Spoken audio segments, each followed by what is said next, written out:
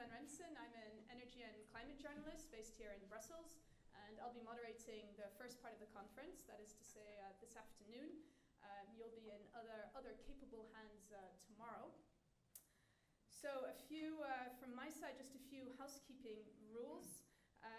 One is please put your mobiles on silent whilst we speak up here, and also whilst you ask questions, just so that we don't disturb our speakers. Please do tweet. The hashtag is e-highway2050, all in one word.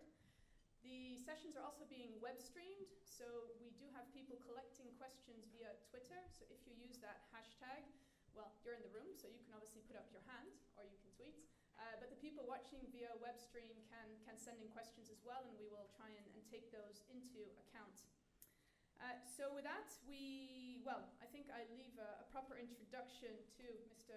Jean Versailles, a member of the board of ENSOE, who will welcome you to the final conference of the e-highways 2050 project.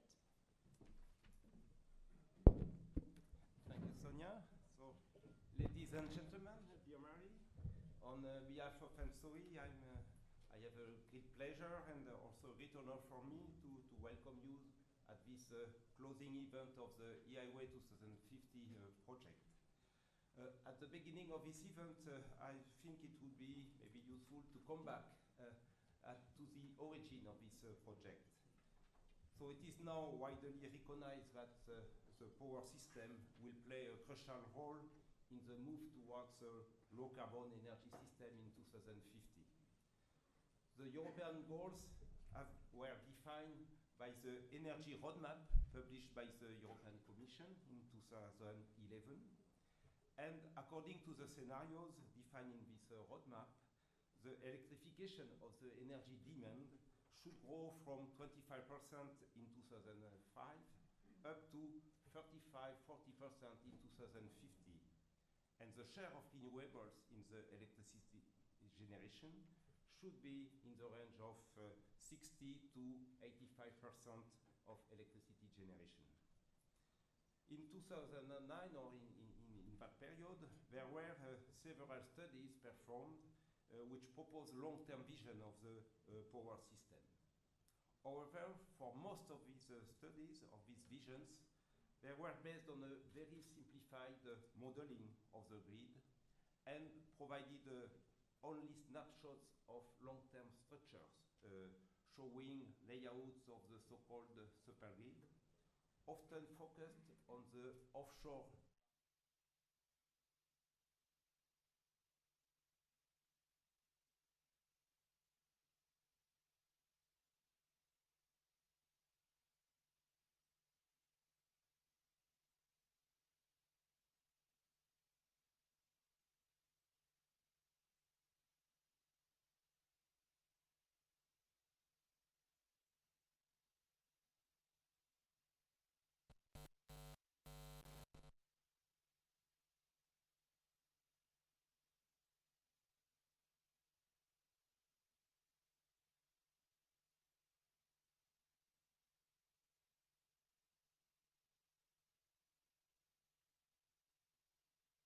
develop a so-called modular development plan for electricity highways system 2050.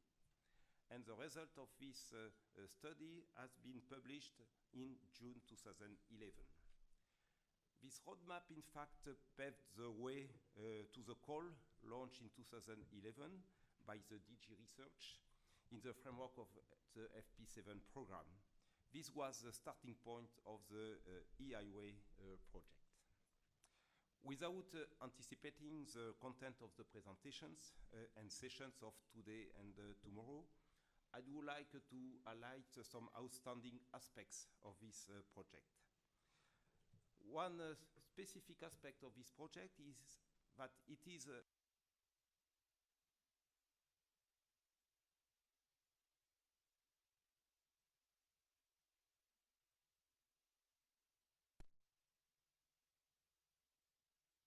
project has been supported by both DG Research and DG INER, in fact. So therefore, the project had to combine R&D actions and to develop at the same time in parallel concrete applications in order to deliver this expansion plan. I think looking at the results today that so both objectives were met. The project has developed innovative methods to address the very long-term time horizons. The tools developed enable to combine large set of scenarios which are necessary for such long-term assessment and long-term studies, while developing advanced modeling of the power system. And this advanced modeling concerns both the time scales, so the tools are based on hour-by-hour simulation of the generation dispatch, the geographical representation, so the European grid is modeled through 100 clusters, which is an innovation in itself for such long-term approach. And it also uses a probabilistic approach based on 99 scenarios for time, so weather forecast. So all these developments enable to get a realistic assessment of the behavior of the system and of the grid capacities. In parallel, a significant effort has been made to develop contrasted scenarios describing possible futures and to derive databases which will fill the model, including the allocation of generation resources and demand on each cluster. On this basis, so the major electricity highway corridors have been identified to support any of these scenarios. Finally, key technological, regulatory, governance, and operational challenges have been raised. I would like also to highlight another characteristic of this project, which is the number and the variety of the project partners. So the project encompasses TSOs, industry, research institutes, experts. At the beginning of the project, I must confess that we were a little bit worried by such a large number of partners. There are 36 partners in the project. But I think that having the right skills for every task has proven to be a success factor for the project. This has been made possible thanks to a strong coordination of the task, a cooperation spirit of each partner. And I would like to take this opportunity for me to thank all the contributors, and with a special thank to Gerald Sanchez, the project coordinator. To conclude, I hope that at the end of these 2 days, so you will have the same feeling as myself that so this project is a success, which delivers a strong basis and opens the door for further studies to ensure that the transmission grid will be continuously in line with the long-term decarbonization goals set at European level. I would like now to pass the floor to Marie Donnelly, who is the director at the DGNR in charge of new and renewable sources of energy, energy efficiency, and innovation. You have the floor. Thank you very much indeed, and thank you for the invitation to join with you for what I consider to be a very important occasion, which is, I suppose, the penultimate act of this project, its finalization and presentation to a wider audience. My first comment would be to congratulate everybody who has been involved, and I pick up Jean's last comment about the complexity of dealing with a very wide range of stakeholders. But indeed, it is the very width of the participation in this project, I believe, that has allowed it to deliver such a useful and comprehensive result. It's not easy, of course, to have a dialogue across so many stakeholders, but in the end of the day, that's how we get a robust conclusion, and I think it's fair to say that the project result, as we have it in front of us today, manifests that level of robustness.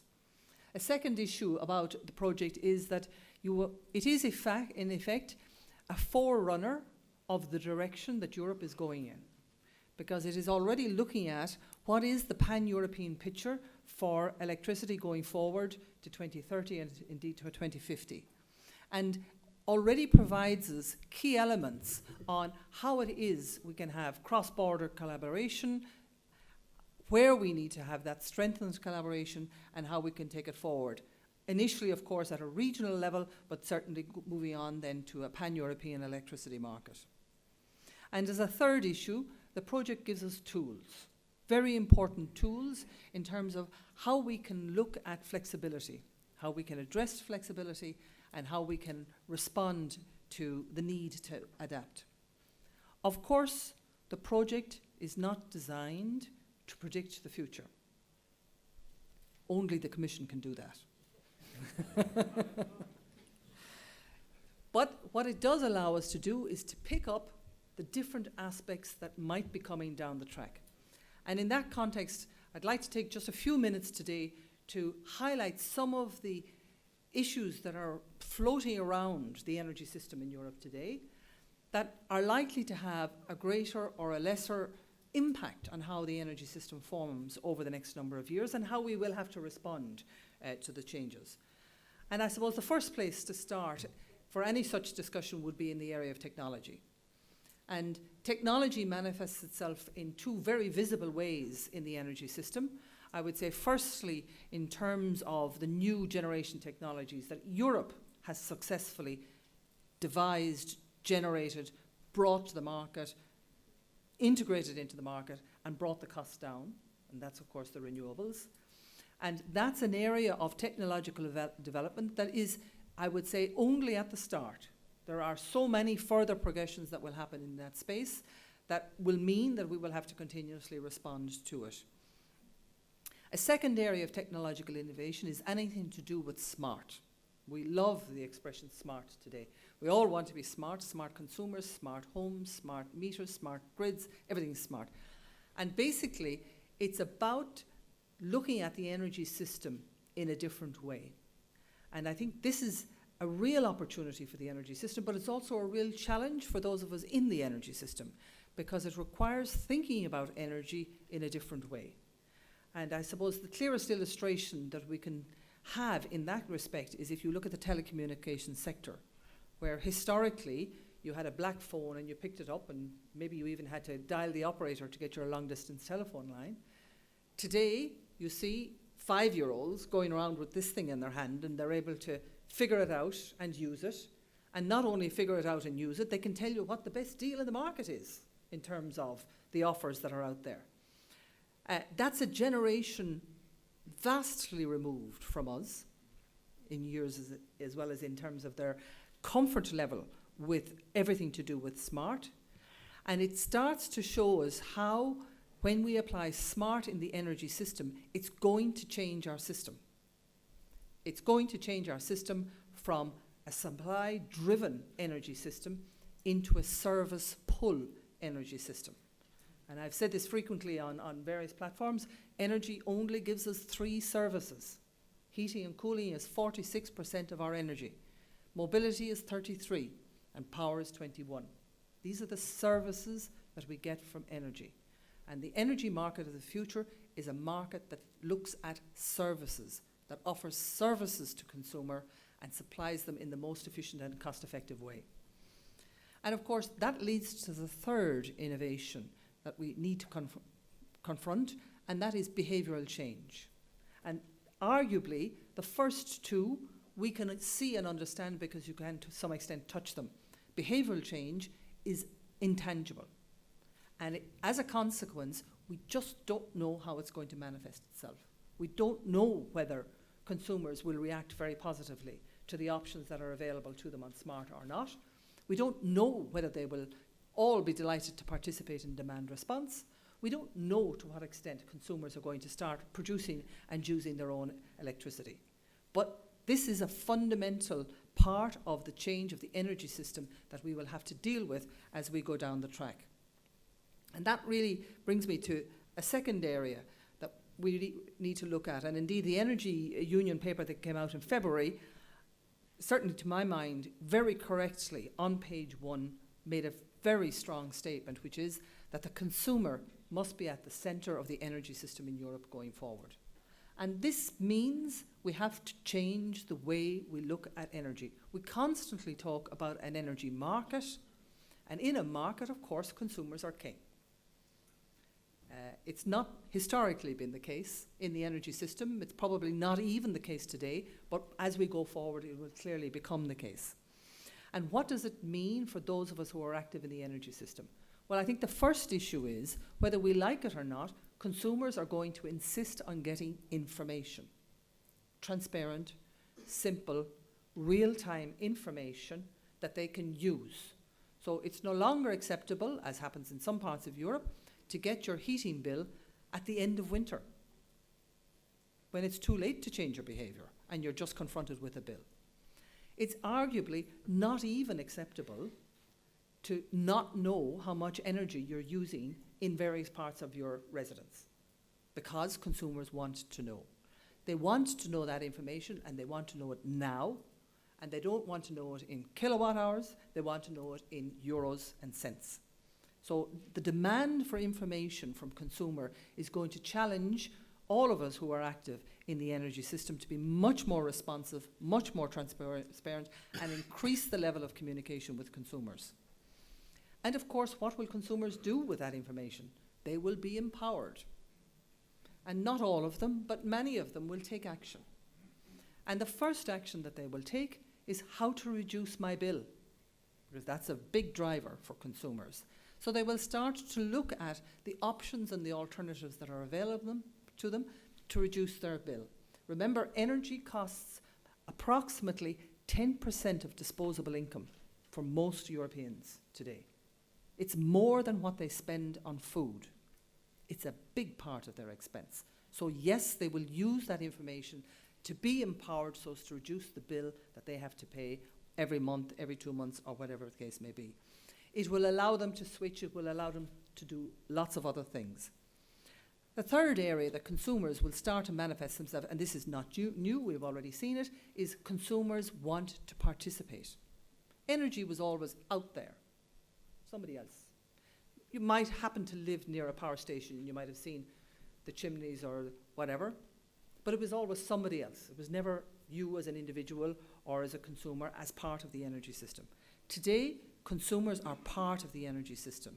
They are producing energy and selling it to the grid. 50% of PV panels in Germany are owned by individuals. It's a democratized energy system, and that's a trend that will continue, particularly with a reduction in cost of PV panels. So it's a reaction that is very real, that we can expect to see developing. That, as well, of course, as renewable cooperatives, or indeed companies are large and small producing their own energy. And self-consumption comes with that. Out of that, then, we have challenges for the energy system. All of this will lead to change. And probably the biggest single challenge that we have is the capacity to react to respond to, and to make the most of change. I remember one of my early bosses saying to me, you know, Mary, when you're confronted with the need to adapt, either you change your team, i.e. you change their work, or you change your team, you change them entirely, and you bring in new people. And the energy system is going to be confronted with exactly the same challenges. Either the energy system will change in response to what's happening, both within and externally, or it will be changed by others. And there are lots of others out there ready and willing and able to make some of the changes that would be taken up by consumers if the energy system itself doesn't do it. So out of that, I think today's project is extremely helpful because it gives us tools. It allows us to look to the future. We look to the future both for 2030 and indeed for 2050. One of our challenges is to ensure that we don't end up with a short-term path to 2030 and a different long-term path to short to 2030 and long to 2050. And the second issue is that within this long-term direction, we have very few certainties. But from where we are today, I think we can be certain that we will have electricity in our energy system going forward, and that because we will have electricity in our energy system, we will need the grid going forward. And I think today's project is extremely helpful in allowing us to look at the permutations and combinations of what will be needed, what's the best approach, what's an alternative approach, and which is the one that we need to respond to and to build on. So having said that, I won't go on any longer. I see Sonia getting itchy because I've spoken for too long. Thank you very much indeed for your attention.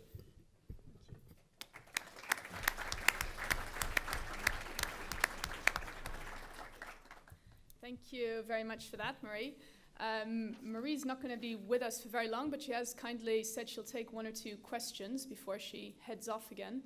There's lots of you in the room, so this is your first opportunity. I'd like to ask if there are any questions at all to Mary Donnelly on the back of what she just said.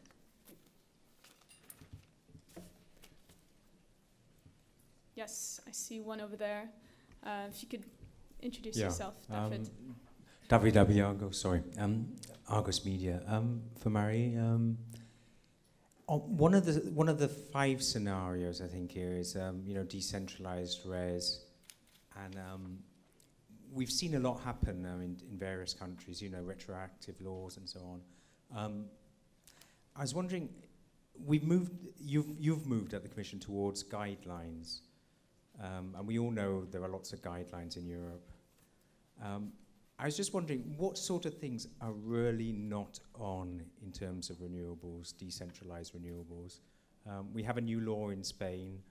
Some of the things that they're talking about there are retroactive. The taxation of energy produced and consumed by a single consumer for his own use, is that something that is possible or is not possible? Well, for the purposes of today's discussion, I'm not going to comment on retroactive measures, although I will say that, as you know, the Commission is not at all enthusiastic or indeed in favour of retroactive measures, because it undermines investor confidence in the energy system, and quite honestly, we need a huge amount of investment in the energy system. So it is counterproductive as far as the Commission is concerned. I think the issue of taxation, energy taxation, is of course firstly a member state competence. We're very careful how we go there. One analogy that has been drawn is that if you grow tomatoes and you eat them, do you pay VAT on them? And many have likened self-consumption of electricity to that type of scenario. I think, however, it's probably more complex than that. I firstly wouldn't necessarily move into the area of energy taxation per se, because member states use that for different reasons. Some of them use it for the energy system, some of them use it for the energy system and other parts of the budget. But what I would say is that as we move forward with self-consumption, and I believe consumers will do that because they have the tools and the techniques to do it, and therefore they will do it, I think we have to do it in a way that ensures the maximum return to the whole of society. And part of that is that it should be done in a way that complements and positively reinforces the overarching energy system. So it would not be an ideal scenario if you found that the normal diurnal peaks and troughs were exaggerated by self-consumption, but if they could be reduced by self-consumption, well then I think that's a real contribution to the energy system. It's one that should be financially rewarding for the consumer, and therefore the practice should follow that route. Okay, thank you. I've seen just one other question, so that will be the final one to Marie. Yeah. Hello, this is Siobhan Hall from Platts. The project was on infrastructure, understandably, but infrastructure is only part of the story. So are you also working, is there a project planned, or are you working on generation scenarios out to 2050 and how they would interact with infrastructure and how much they would each cost? I think you've just described our baseline scenario for 2030, which, as you know, we're currently working on with the member states, and the policy reviews that we will do building on it for the legislative proposals that we're bringing forward next year. It's an integral part of that we are looking at the at least 27% renewables target for 2030, alongside the targets for energy efficiency and, of course, greenhouse gas emissions, and also the targets for interconnections going from 10 to 15%. So all of those, to some extent, will be put in the same basket to see how they interact with each other and how you get the best permutation and combination coming out of it. As you know, it's not for the Commission to do central planning, much as long as I'd like to do it. Our job really is to look at the various scenarios and to see what is the policy framework that we should put in place to allow the most cost-effective rollout of the achievement of the targets that are set at a political level. Okay, thank you very much. Please, a round of applause for our first two, our opening speakers.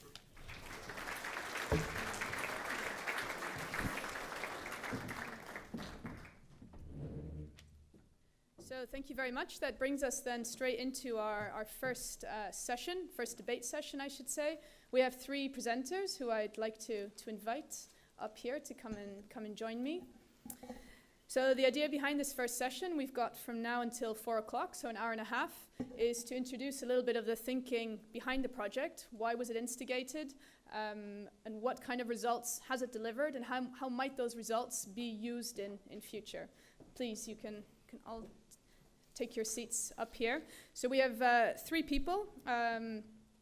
In the middle, Mr. Kurt Glaser, Deputy Head of Unit for Networks and Regional Initiatives in the internal market part of DG Energy at the European Commission. Then furthest to my left, so on your right, Mr. Robert Schroeder, Manager for System Development at ENSOE. And finally, immediately to my left, Mr. Gerald Sanchez, who's here, who works for RTE, but is here as the e-highway2050 project coordinator.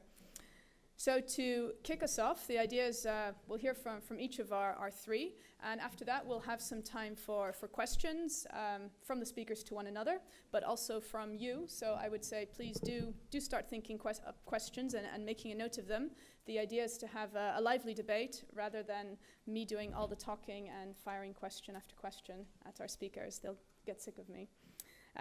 So with that, I'd like to hand over to Mr. Glaser to kick us off from the Commission and explain how this project came into being and where he sees the results going in future. So thanks a lot, Sonia. Does it work? It works, indeed.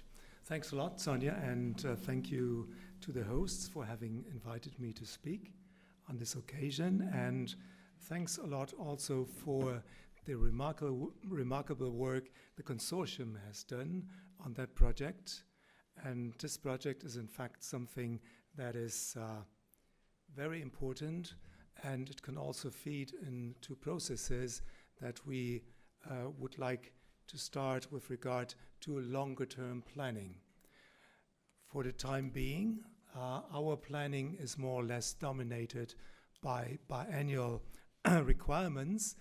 And you may know that the DG Energy, the Internal Energy Directorate, and more specifically the Networks and Regional Initiatives unit, have been preparing the second list of projects of common interest.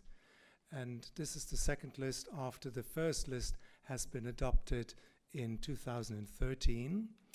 And this is in fact a biannual cycle, just like the biannual cycles you are familiar with when it comes to the TYNDPs, either for electricity and gas.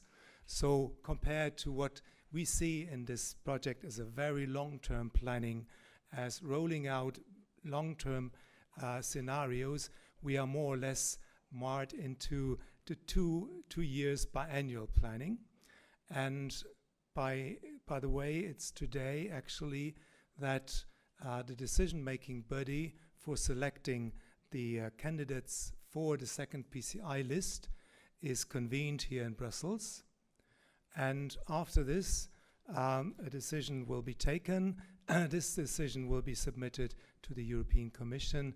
And finally, we will most likely adopt then the second list of projects of common interest on the 18th of November, which is a very important date for us, because on the very same day, in fact, the Commission will also adopt a report on the progress of the Energy Union. So the state of the Energy Union will go along with the communication and with the list of the PCIs in energy infrastructure. And this clearly shows how important energy infrastructure is in the context of the Energy Union, because it can in fact deliver on many objectives the Energy Union has. And you know the primary objectives, and they are also here characterized in the project name, is security and sustainability. And in addition to that, we have a third objective of each energy policy, which is in fact competitiveness or affordability. So I would say that in addition to what we have as, whoops, how does it work? It goes.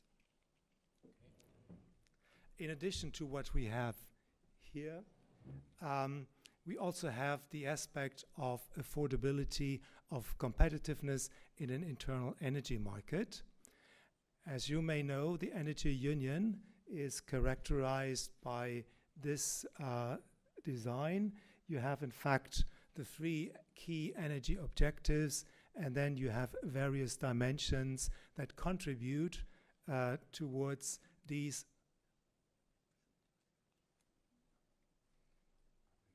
Okay, these contribute to these objectives. So there is security of supply, there is sustainability of the energy system, and there's also affordability for the consumers in the energy system.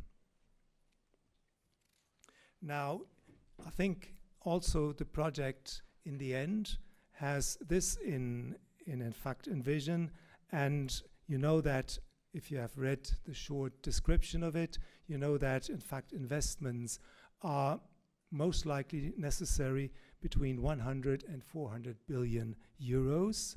But these investments, as you can see, will be offset by in fact large benefits for the society and for the European economy. Now, I mentioned the second list of projects of common interest, and in fact the most important legislation and in fact the basis of our work with regard to trans-European infrastructure is the regulation on the guidelines on the trans-European energy infrastructure, and the so-called 10E regulation adopted in 2013.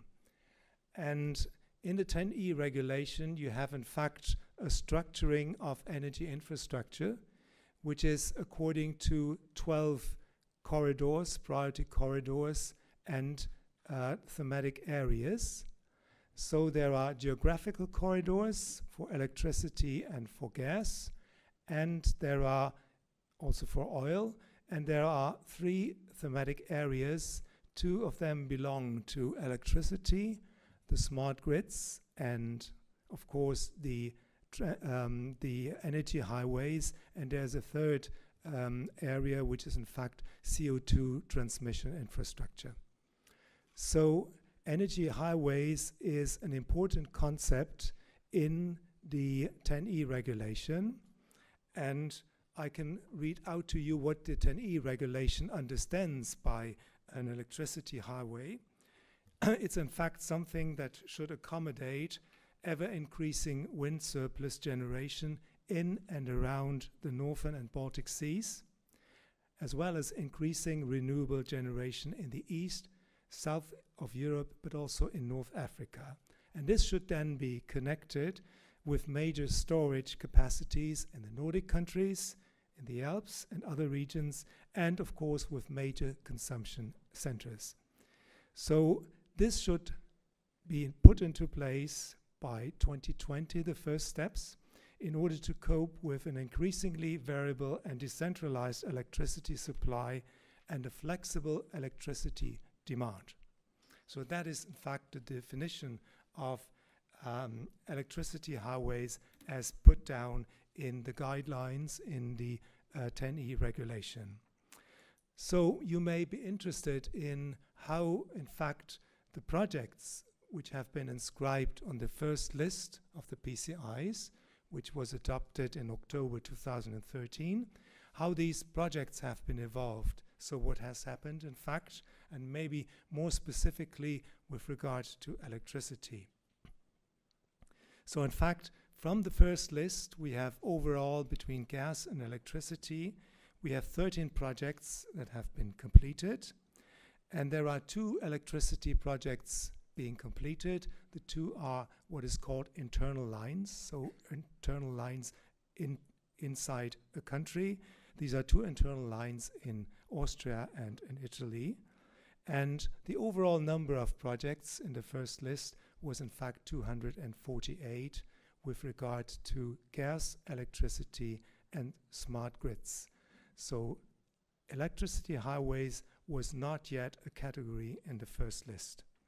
So we think that about 62 projects are expected to be completed by the end of 2017, and that more or less 50% of the projects are delayed or have been rescheduled by the project promoters. And one of the key reasons for delay is in fact difficulties with permit granting and also difficulties with getting public acceptance, especially when it comes to the electricity grid. So this is the 10E regulation and the list of PCIs. And if you look, for example, into what is electricity highways, that is in fact very important, very robust, and very modern electricity infrastructure, you can see that, for example, among the 136 electricity projects, there are 18 where in fact the capital expenditure is equal or superior to 700 million a project. So these are really important electricity infrastructures, most of them being in fact undersea cables or very important cables that in fact are there in order to transport electricity from renewable energy sources from the generation points to the consumption centers. And these are in fact high voltage and very often also electricity projects, sorry for that. Now, you've seen maybe here also there is dedicated funding available. And this dedicated funding comes from a facility that has been created at the same time as the 10E regulation has been adopted, also in 2013. It's called Connecting Europe Facility. And it's in fact 3 network sectors that can receive funding from this facility. It is in fact energy, transport, and telecommunications. So funding has already been provided in form of funding for studies to major electricity infrastructure, for example, to high voltage cables that should be deployed undersea.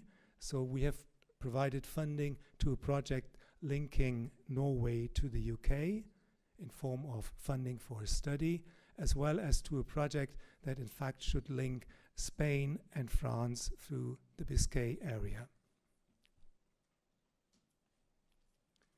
So this is in fact the 240 PCIs, and there is not only the possibility to receive funding, so there's also other advantages in being a project of common interest, and this is in fact accelerated permit granting, which has been identified as one of the key issues in infrastructure planning. Then there are regulatory measures, for example, regulatory incentives that should be provided by the national regulatory authorities, and there's also the EU financial assistance to that. So I spoke to you about funding studies. When it comes to funding works, in fact, there are specific requirements attached to receiving grants from the Connecting Europe facility. In fact, an action putting into place a piece of infrastructure for electricity and for gas, it should in fact have significant externalities. Externalities are, for example, solidarity, security of supply, and technological innovation. This project, in addition to that, should not be commercially viable in order to receive grants, to receive funding from the Connecting Europe facility. And in addition to that, it should have received a cross-border cost allocation which identifies the benefits where they go and the costs where they go. And these are decisions being taken by national regulatory authorities. So this is in fact the possibility to receive funding, but you can also receive funding through other vehicles provided by the European Union. There is also the possibility in addition to grants, to receive funding through financial instruments under CEF. This is basically, for the time being, a debt instrument. But there are also regional funds from the European Union, and there is the lending capacity of the European Investment Bank, as well as the newly created European Fund for Strategic Investments. So funding is assured, but we think that, in fact, funding is not, or having the necessary money is not one of the major issues. The major issues are, in fact, complex regulatory frameworks and permit granting facilities. Just 2 minutes. Yeah. And maybe come to the infrastructure targets. Sorry for being so long. Infrastructure target, we have a target of 10% for 2020. This is 10% of the net generation capacity compared, in fact, to the net transmission capacity at borders. And this is an old target of 2002 from the Barcelona Council. Then there's a target of 15% up to 2030. So 10% is 2020 and 15% is 2030. But in addition to that, we will also modulate the 15% target to take into account regional flows and costs and bottlenecks. And this is in fact one important issue which is also identified by the Energy Union, which is the regional cooperation. So going in fact to the regions, putting together stakeholders from the ministries, from the project promoters, the TSOs, the regulatory authorities, in order to get, in fact, regional development of networks, electricity networks, and gas networks. So that's just for an overview, and I'm looking forward to questions from you and from the moderator. Thank you. Thank you very much.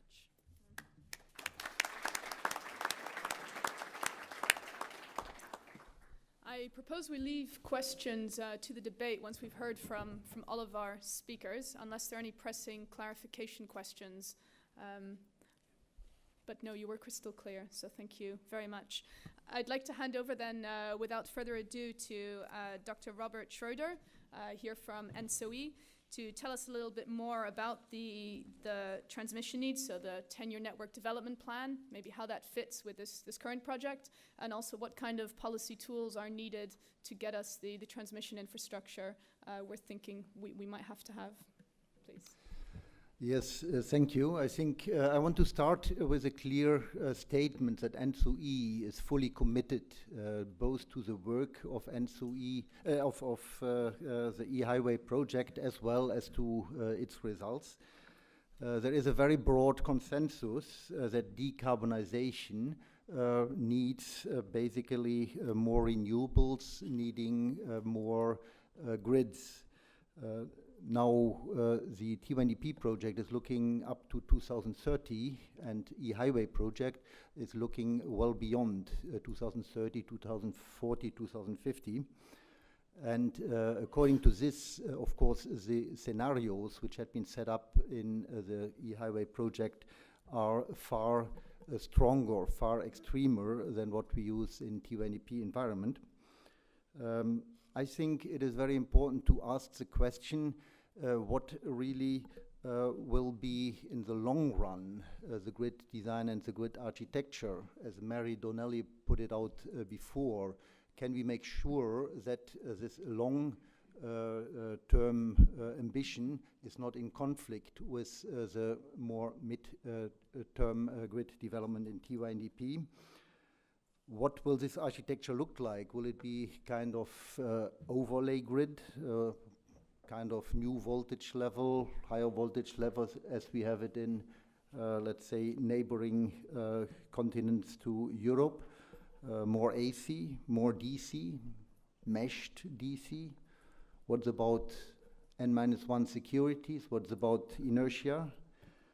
So I think it's very important to have a project coming to the conclusion. I will look at it a little bit later on, that hybrid solutions are for the time being the right way to go, and that it might be too early to look into too strict standardization or overhead layer at the given point in time. The project as well highlights a lot the increasing importance of regional cooperation, both in planning and in operations. The interdependencies of different nations within Europe is steadily increasing. And last but not least, clear statements about complementarity between TYNDP and the e-highway projects.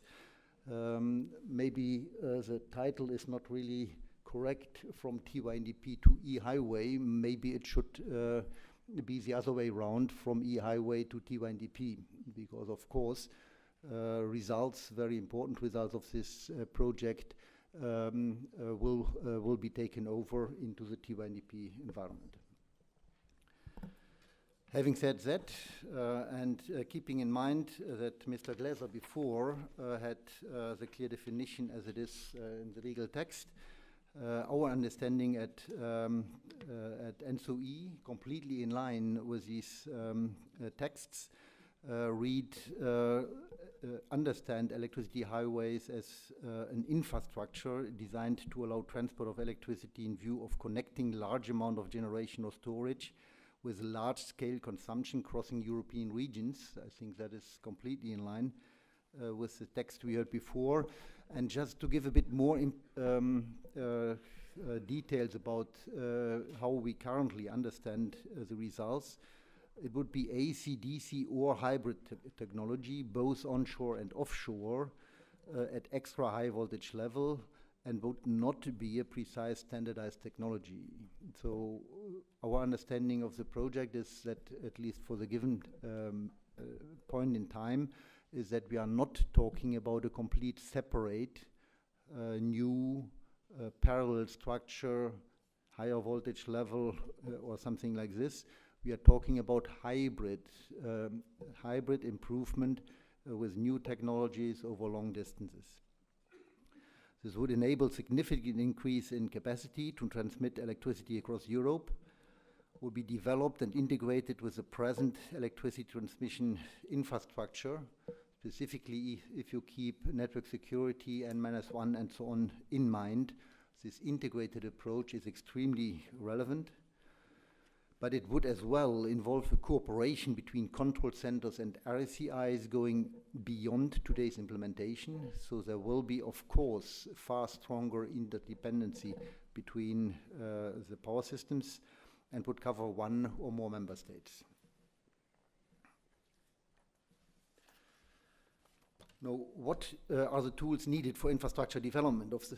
First of all, we heard it before, we think that this PCI CEF process is extremely relevant and very helpful in order to set up the infrastructure we need into place. Beyond this, I think that research projects like the e-highway project, looking beyond the time period of 2030 up to 2050, give very important input at an early stage in order to be taken into account in the more midterm type of grid planning. And we heard this as well. Of course, we shouldn't forget public acceptance. We should really have a clearer view on what it takes, both from political commitment as well, of course, from the toolbox of the TSOs to improve political acceptance of those projects which need to be built.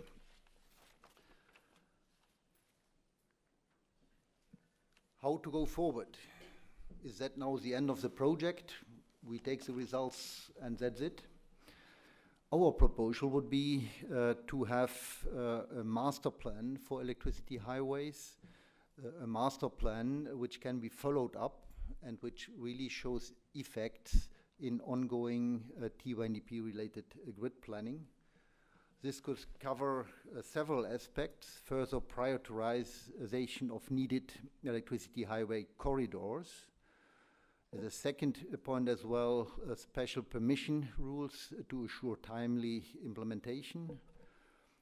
Financial incentives based on breakthrough technologies, bring new technology and regulatory and coordinated challenges together, and show that higher risk than classical transmission projects. We strongly believe that innovation is key in the overall process.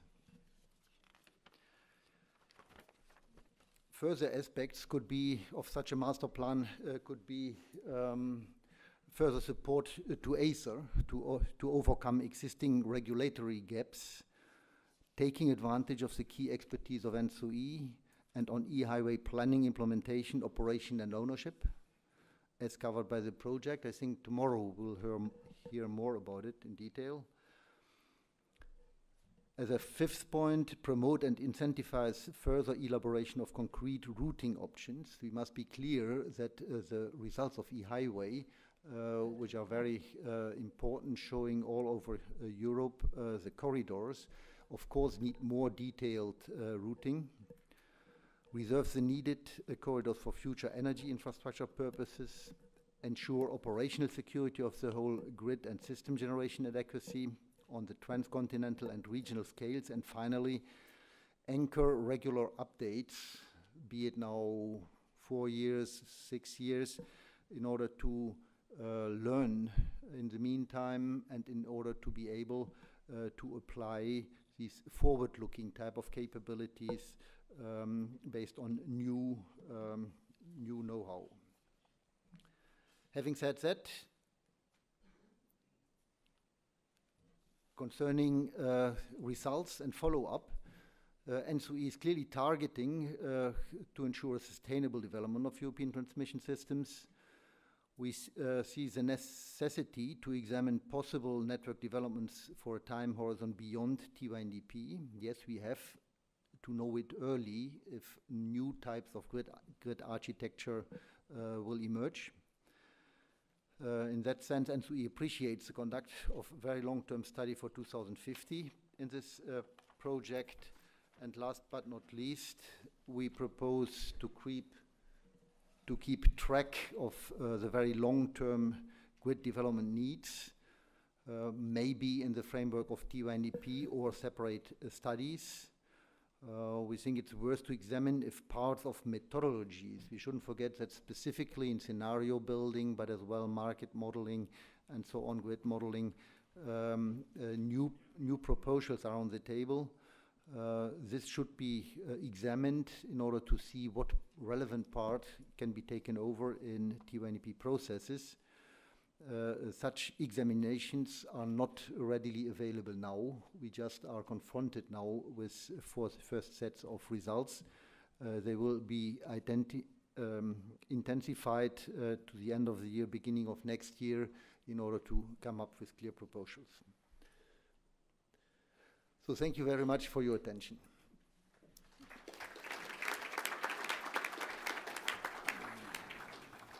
Thank you very much. Once again, I'd say if there are any clarification questions, we can take those. But the bigger questions, I suggest we leave them for in a moment.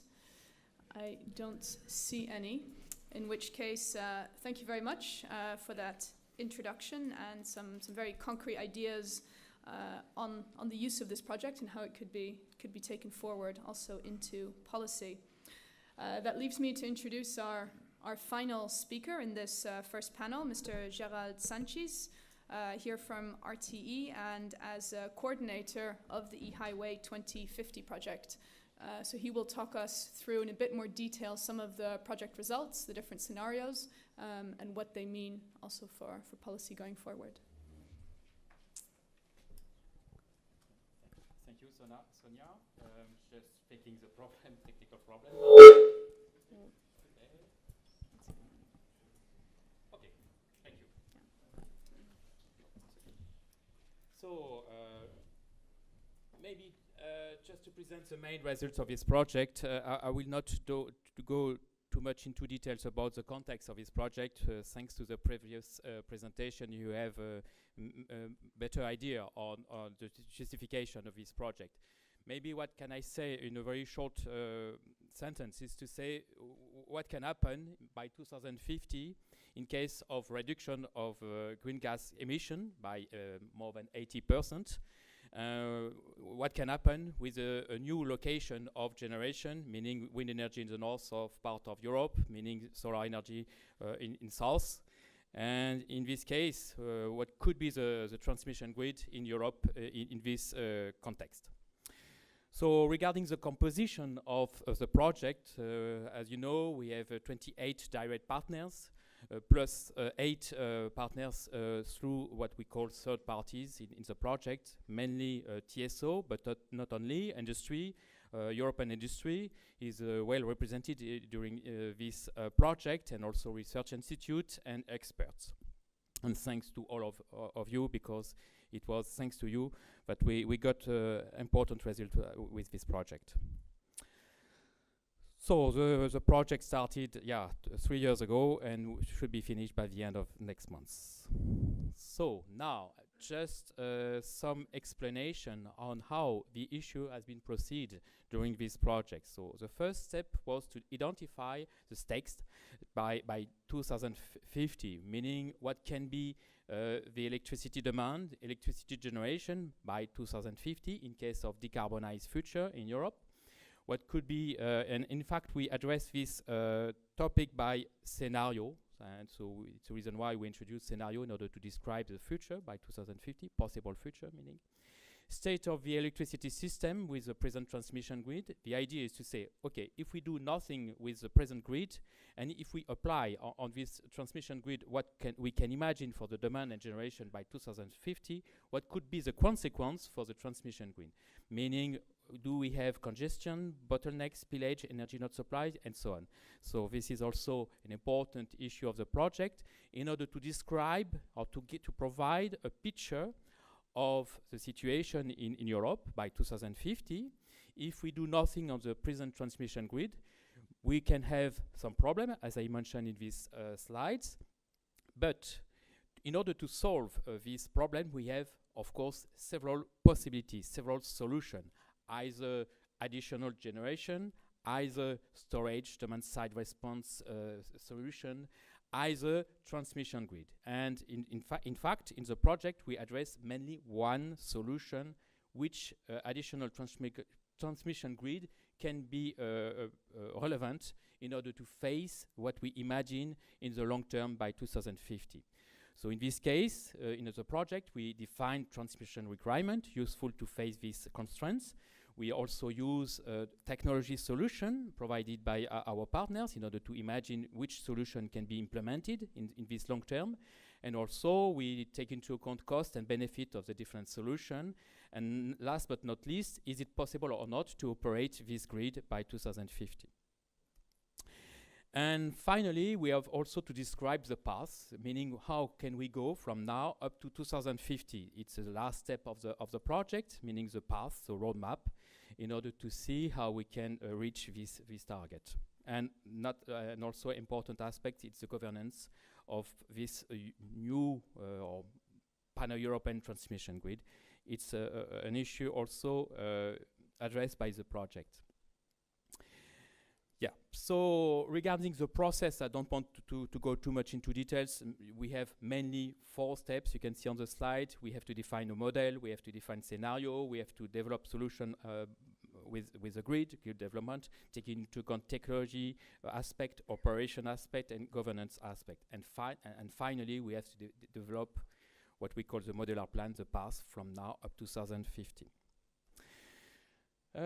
My presentation will be very short. So in fact, you got this booklet when you just go inside this room in order to have a better overview on the main results of the project. You can see also the documents in the website of the project, and tomorrow you should have more details on each part. But now I would just now launch to a small video on this, if it's work, I hope. Maybe not. I have to go like this.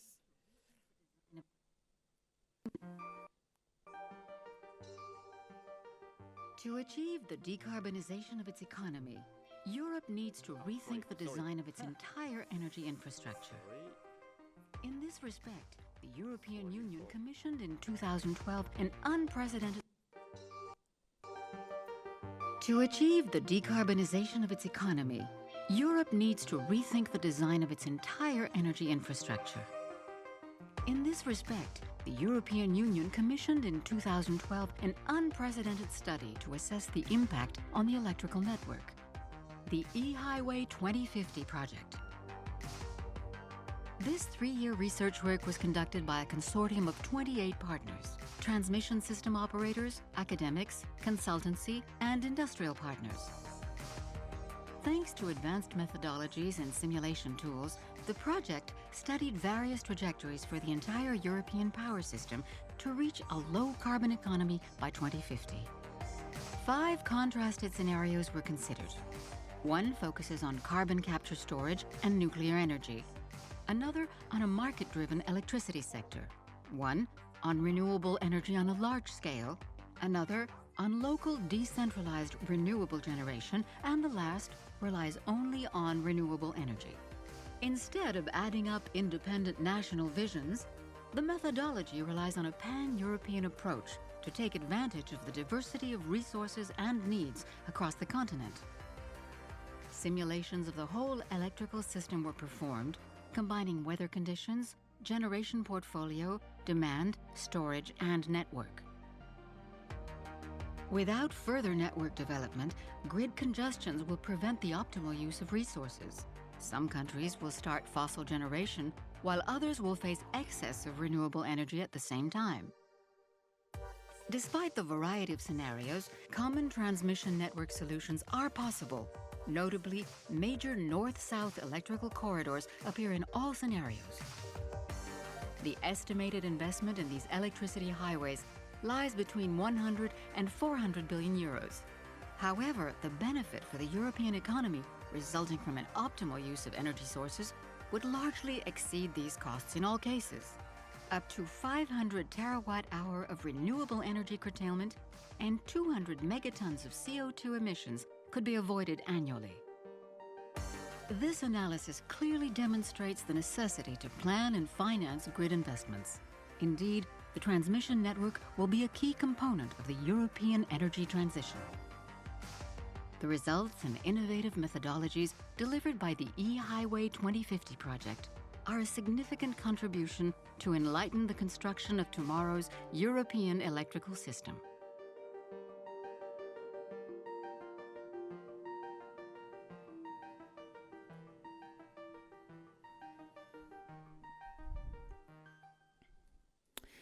Okay, you should have a better overview on the main results. I would like to come back to some aspect of this presentation. Yeah, so, and especially how we can translate the main result of this project, meaning the grid architecture. So you can see on the slide one example for 100% RES. On the left part of the slide, you can see the architecture proposed by the project. But what is important to understand is this solution of this architecture is linked to some assumption, and you can see on the right part of this slide, assumption regarding the generation. It's not possible to make to make another interpretation. We must associate each grid architecture we can provide to assumption provided by the project. So in fact, if we can see the proposal for this solution, grid architecture, we should have an increase of, for instance, solar energy in the south part of Europe, meaning, for instance, 100 gigawatt more in Spain or 80 gigawatt more in Italy, for instance. And for wind energy, for this scenario, we should have as you can see on the slide, around plus 100 gigawatt in United Kingdom, for instance, and 155 gigawatt in North Sea.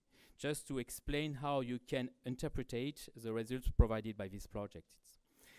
And of course, we have also this cost benefit assessment. And for instance, for this scenario, we can save 51 terawatt-hour of energy not supplied per year. And you can also see how much spillage can be avoided by this architecture. And the total cost, you have the total cost of grid infrastructure in the gray part, and you have the benefit on the other side. But it's all, as I mentioned, it's really stick to the assumption of each scenario. So now, if we have a look on the five scenario proposed, we found some invariant set of new lines, and on the slide you can see in dark red what is in common for the five scenario. What is in common for 4 scenario is in red, and what is in common for 3 scenario in orange, etc., etc. So you can find some similarity between all the 5 scenarios.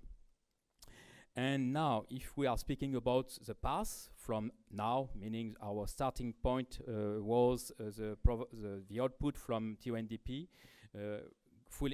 providing a picture of 2030.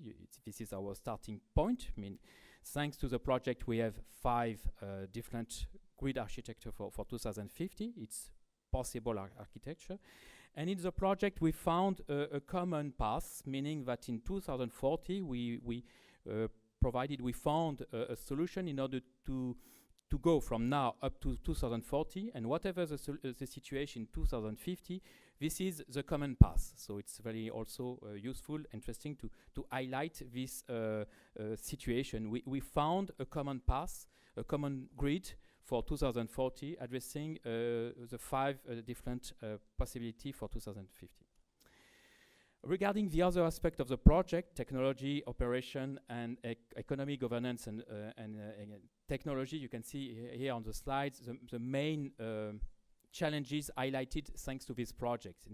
For instance, for technology, needs for improvement of the present technology and the transmission capacities, and also on the use. We should develop more submarine cables, but in this case, we must face some constraints, especially due to the depth of some situation. DC technology also. Needs for shared cost and performance technology data in open access, and other key challenges highlighted by the project. Regarding the economy, we also highlighted the use or the needs for pan-European share methodology for the technical economic analysis of network investment for the very long term. For governance, there is a need for improvement of the regulatory frameworks in order to realize what we propose. And regarding operation, due to the huge penetration of RES and HVDC solution, it's important to address and to be aware that the power system should be further investigated.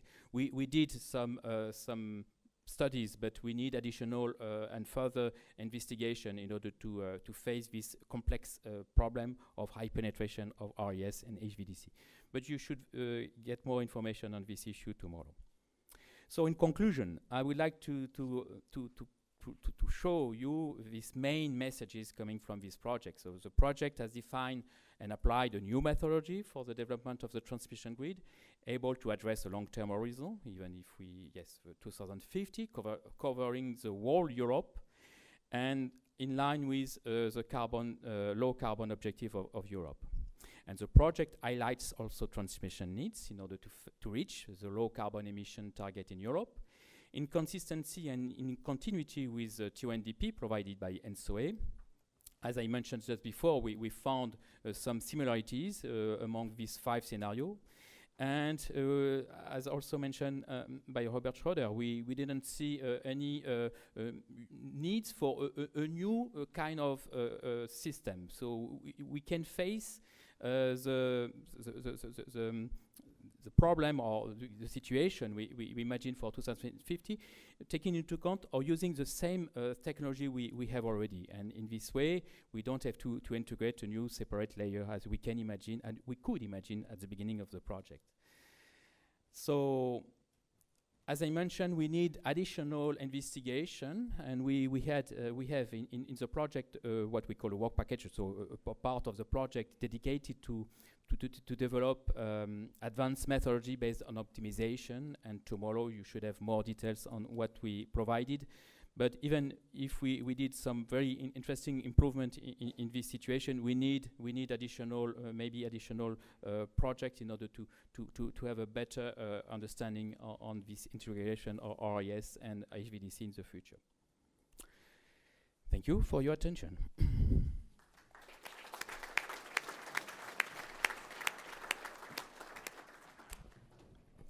Thank you very much for that. good flavor of the results in a little more detail indeed. We have time for questions now. I see a hand, but I see 2 hands, 3 hands. I've got questions too, but and we have questions from Twitter. Okay. I'm going to ask just one question, and then I'll take the 3 first ones I saw. I just wanted to come back just to Mr. Glazer, just to the origins of the project. I'm aware that, the project was kicked off a few years ago when we were talking about big renewables projects like Desert Tech. We talked about a super grid. I just wanted to ask you, this project started in that context. Today, we don't seem to be talking about the same kinds of projects. So from your perspective, what's the added value of this project in today's circumstances? What do you take away from it? Sorry. Yeah. In fact, this project was one of the preparatory steps to the 10E regulation, where we identified additional networks to be promoted. And it came about at the same time when you look at the thematic priority areas, 3 of them: electricity highway, CO2 transmission networks, so carbon capture and storage, and also the smart grids. So this was in fact the time when there was a bit more thinking to add to infrastructure development, more than is usually done when it comes to the traditional gas and electricity networks, and also to the traditional oil networks. So it is indeed that at the time there was a lot of hope in Desert Tech. This hope for the time being has been scaled down, I guess. And there was in fact certainly not the dimension of individual decentralized generation from renewable sources. So now we have more and more intelligent grids, more and more demand response that puts itself into place, and more individualized generation from renewables. But as you can see in one of the scenarios, even if that is really decentralized, there still is a need for the reinforcement of the grid. So the grid as it stands at the moment cannot remain, cannot cope with the challenges of the future, cannot cope with the challenges up to 2030. That is one of the reasons for our 15% interconnection target, and can certainly not cope with the challenges of large development of renewables, of really putting emphasis on electricity as the main energy carrier up to 2050. So from a perspective at the time being that was rather important, I think it's a bit scaled down, but it remains important.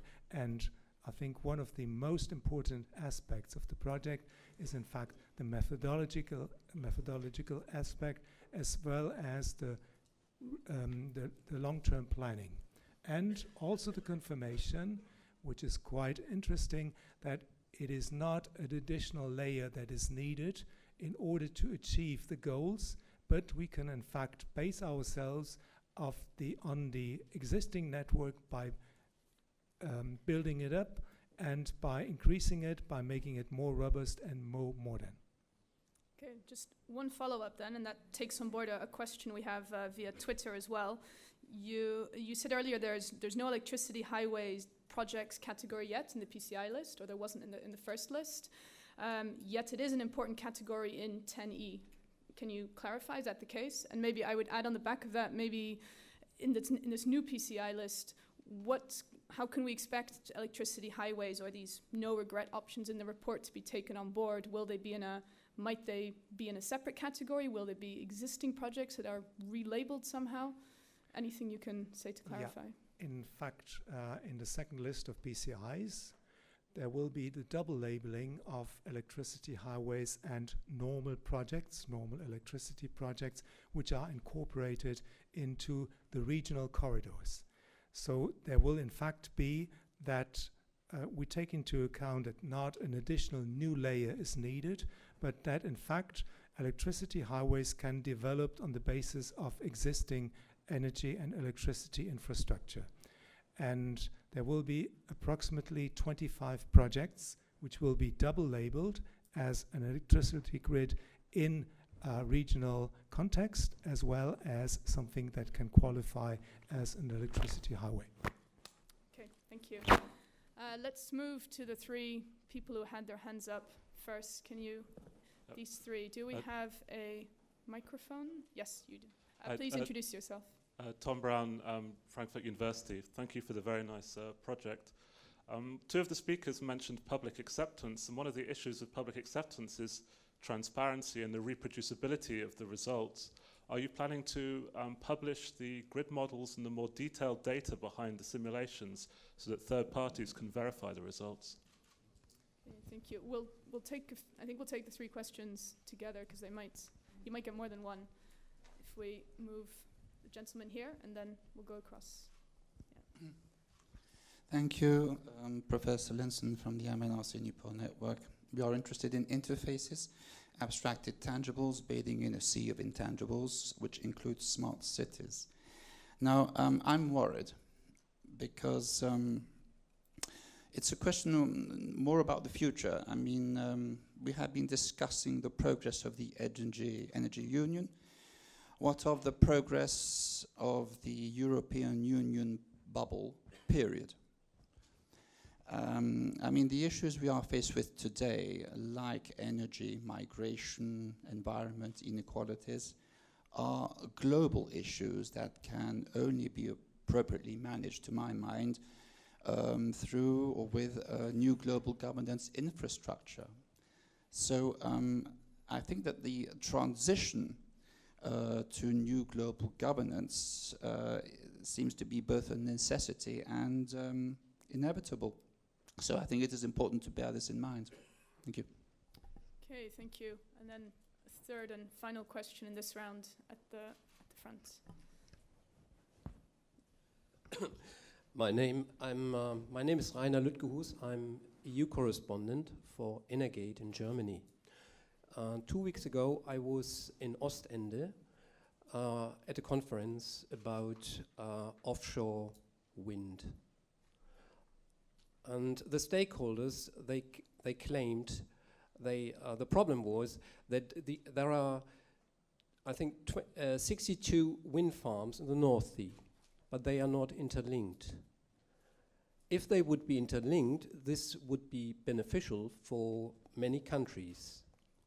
And 10 years in 2010, 10 member states, or 9 member states plus Norway, they signed a memorandum of understanding to build up the North Sea grid.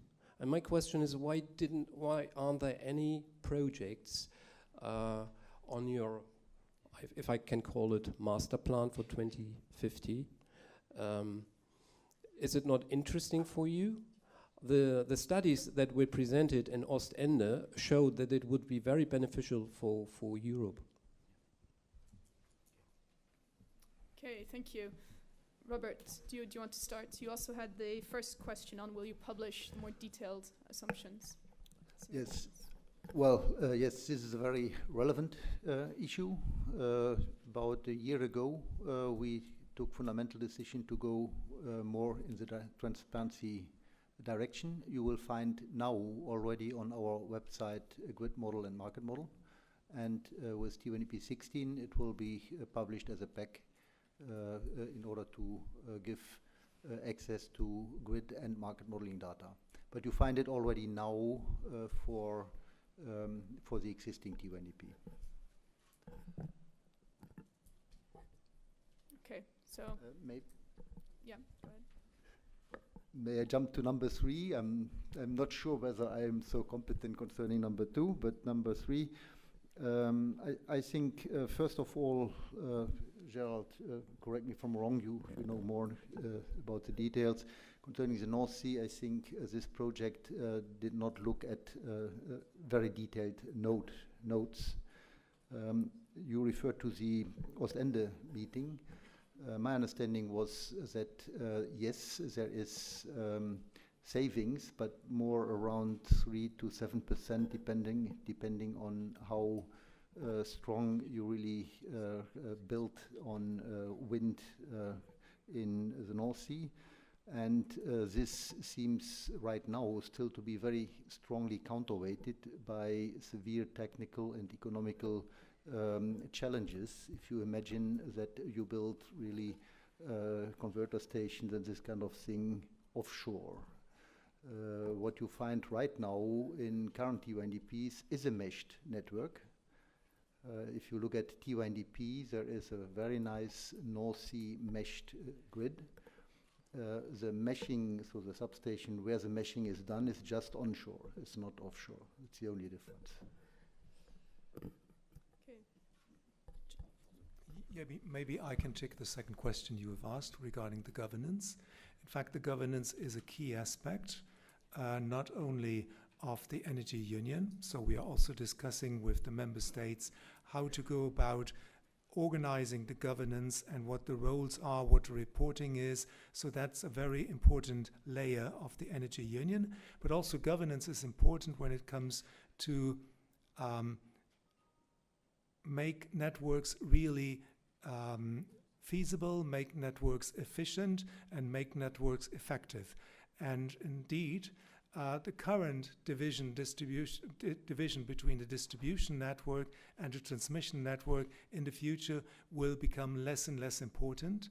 And I think the Commission has also understood that we should talk at the same time to the transmission system operators, but also to the much greater number of distribution system operators, and create a platform where in fact they can exchange their experience, and we can see how the ever-growing importance of the distribution networks as being the point to feed in locally produced energy, how to get this importance also operational.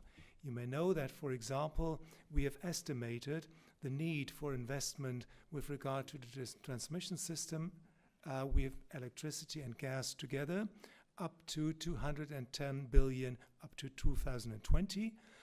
We have also estimated the same need for investment when it comes to the distribution network, electricity and gas, and it's more than double this amount. So there is in fact something to be done with regard to the governance, not to having anymore this sometimes artificial split between transmission networks and distribution networks.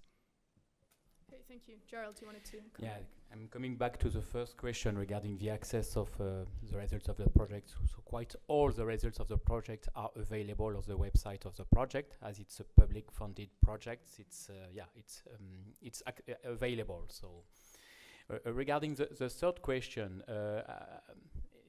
unfortunately, Marie Delaney left the meeting room because she pushed to address this topic, and thanks to her efforts, now we have a project, a research project for next year, addressing what you mentioned regarding the North Sea issue. So we will have a project, a research project next year addressing this topic, what can happen in North Sea.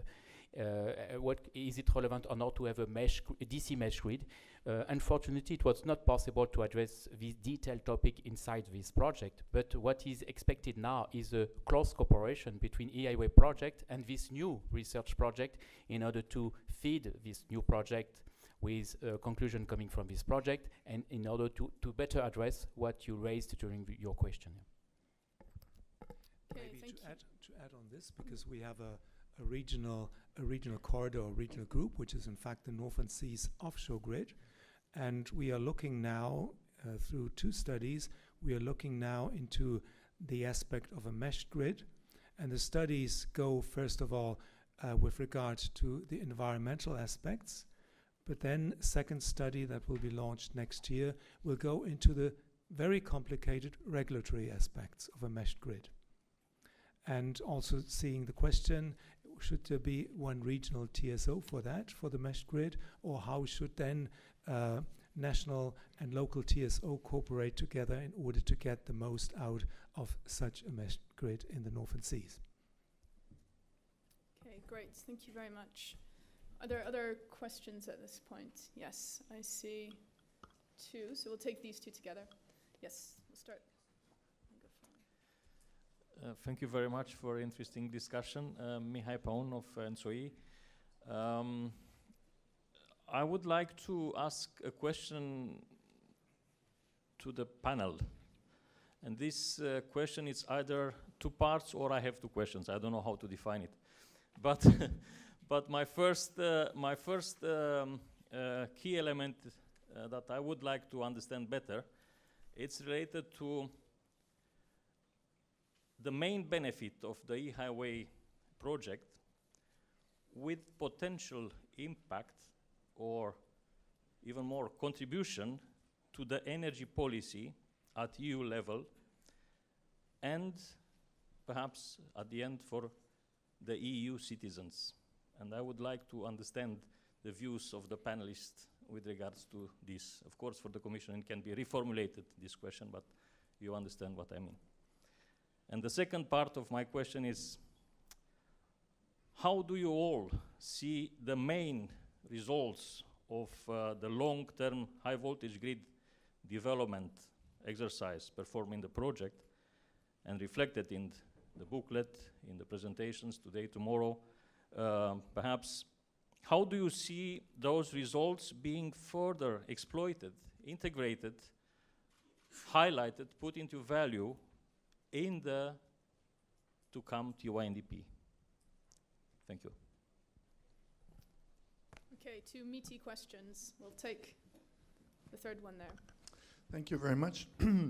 My name is Khalid Benamou. I'm the managing director of the Sahara Wind project.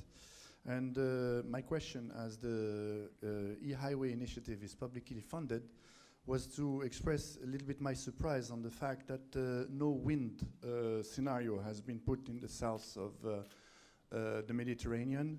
We work on the Atlantic trade winds, which is one of the largest wind resources in the planet.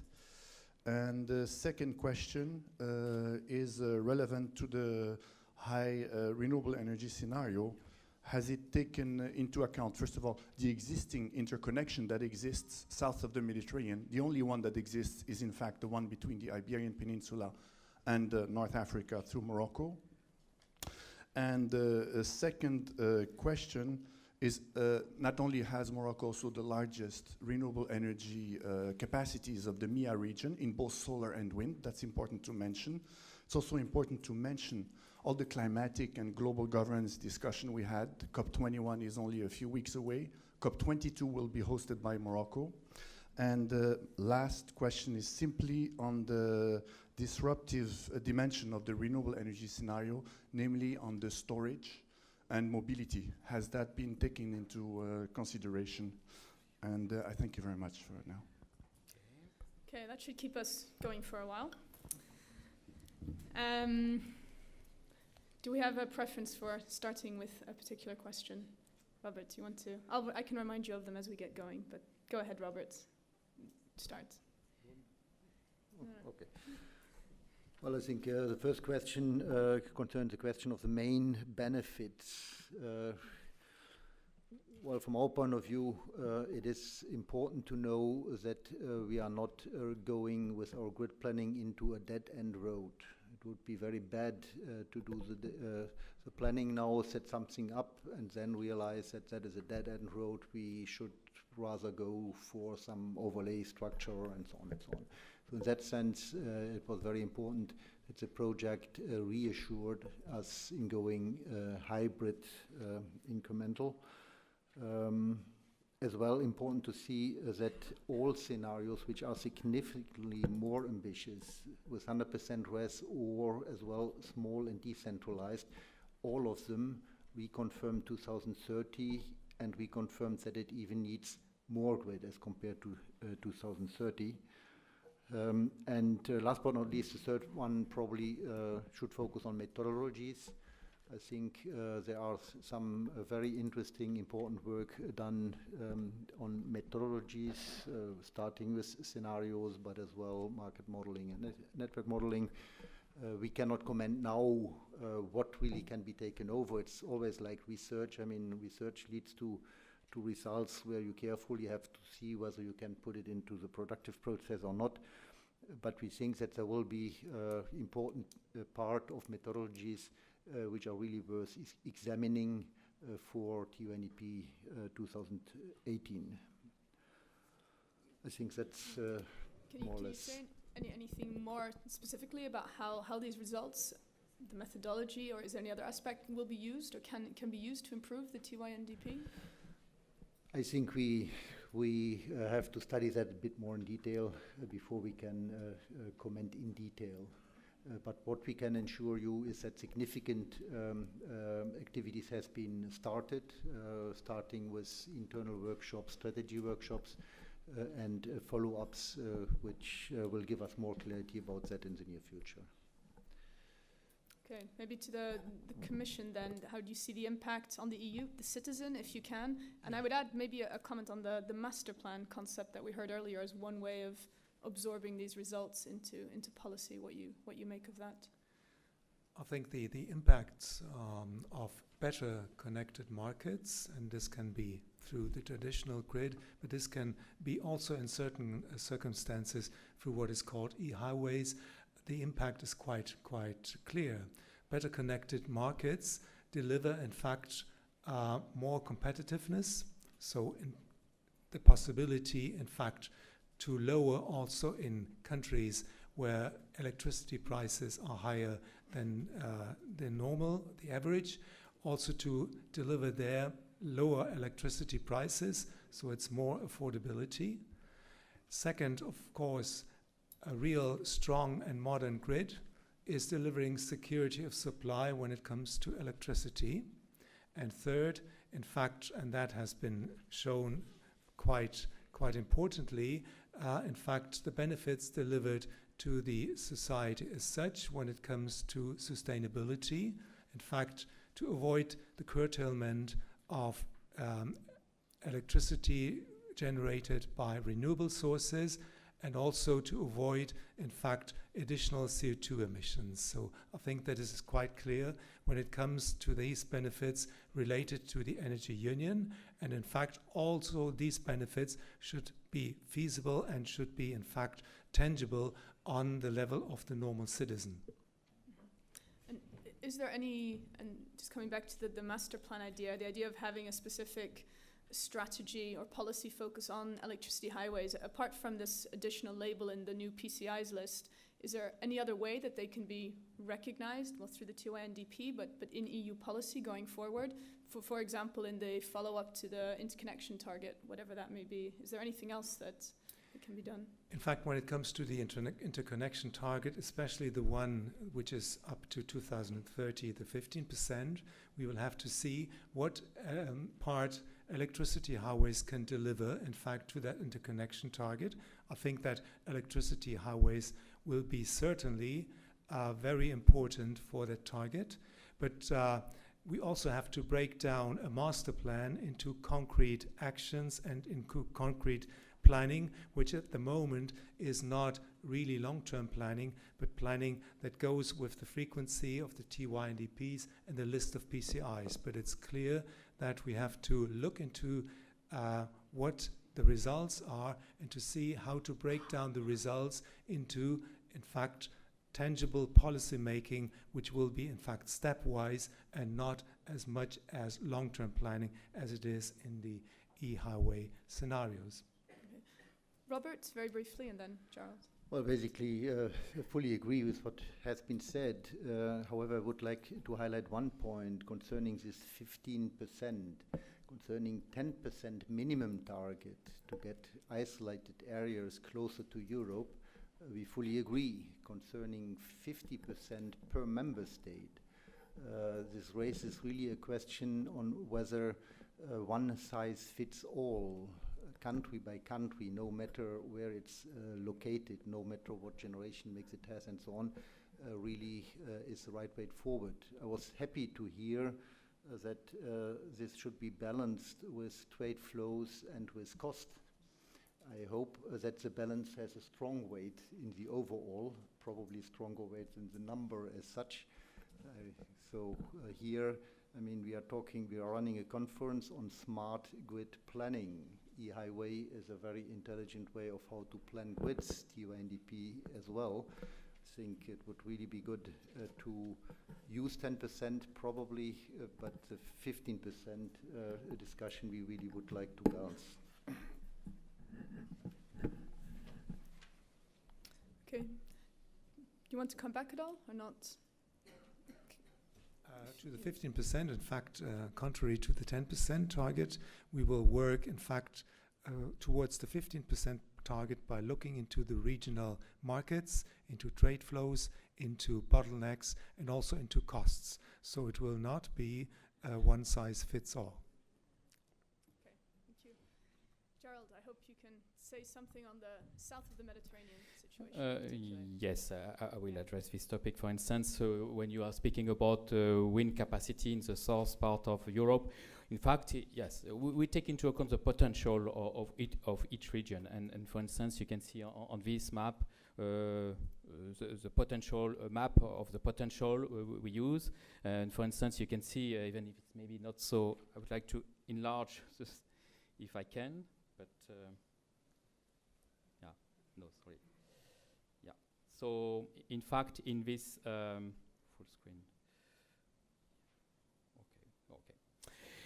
So you can see that the main potential is in the north part of Europe. It's in this. It's in grey or in green and in yellow. And what we have, yes, sorry. And what we have in the south is less potential.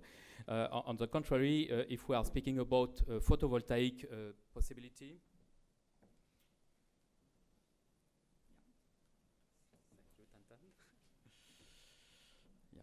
Now I have to check, but sorry, yeah, I have to check again. But yeah, so we take into account this potential, and in fact, when we are speaking about wind energy potential, we use this map. For instance, with the potential, as you can see in green, we have the most important wind region, and it's in the north. What we have in purple scale here, it's less capacity for wind energy. And on the opposite is photovoltaic potential. You can see here on this map, using by the project, we have less potential for photovoltaic energy in the north part of Europe, and we have much more potential for photovoltaic solar energy in the south part of Europe, and including also, of course, North Africa. Regarding your question, connection between Morocco and Europe, in fact, during the project we had cooperation with the former initiative, Desertec, and we made some exchange, but you can see that we take into account some connection between Morocco and Spain. So it was included, but not in all scenario. According to the description of the scenario, for some scenario we took into account this possibility coming from this Desertec initiative studies just provided before our project. Regarding your question on storage and mobility, I have a slide. Sorry for this, but maybe it's this one. Sorry, this one, yes. On this slide, you can see on the right part of this slide, you have the storage capacity used by the project, mainly pump storage situation. So the starting point is 2012. It's around 45 gigawatt potential for this storage facility. And in the project, you can see in the graph what we use or what we propose. We imagine, for instance, for the small and local scenario, we have imagined 75 gigawatt of storage facility. And up to, you can see up to 110 gigawatt in case of 1% RES for storage facility. Regarding mobility, or maybe we can speak about what we call the demand side management. It's more or less quite the same figures, so not the same issue, sorry, not figures, but issue. You can see on the left part of this slide what we took into account in our project. It was not so obvious to imagine a different situation, but we take some change or some behavior of the customers, and you can see that we take into account for the daily situation. You can see some figures in order to be maybe more a better understanding on this figure. Our flexibility represents between 2 and 5% of the total consumption. So we take into account possibility of flexible solution among 2% of between 2 and 5%. Yeah, So it's a start, we can say, even if we can imagine more, but we took into account this possibility, demand-side response, and also adjustment of the load thanks to these figures. And depending on the scenario, because we manage different assumptions in our project.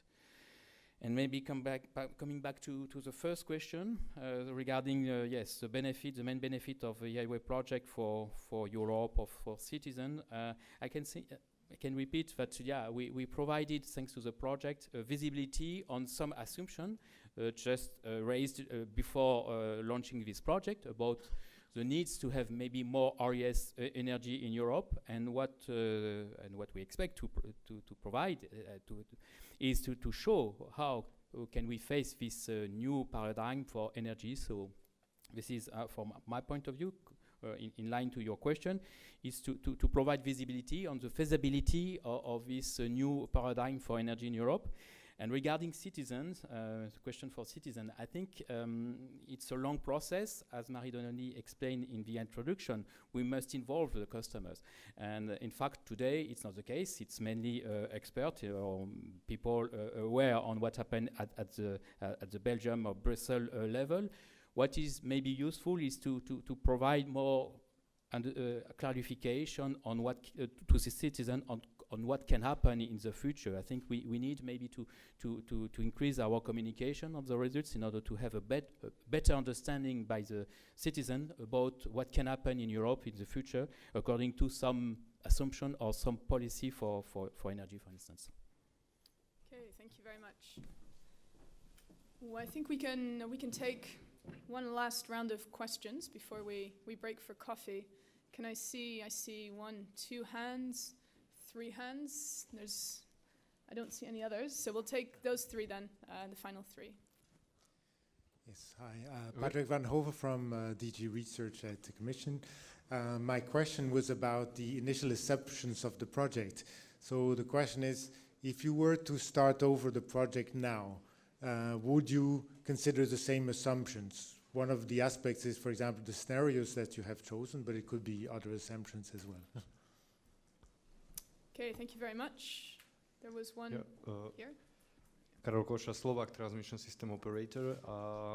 I would like to ask what is the expected value of double labeling project in second PCI list, and whether we know what kind of support we are going to put to this project if it will be double labeled. Okay. I think that at first we should know what will be the expected support and then labeled projects. Okay, thank you very much. And the third question is, microphone's coming to you over here.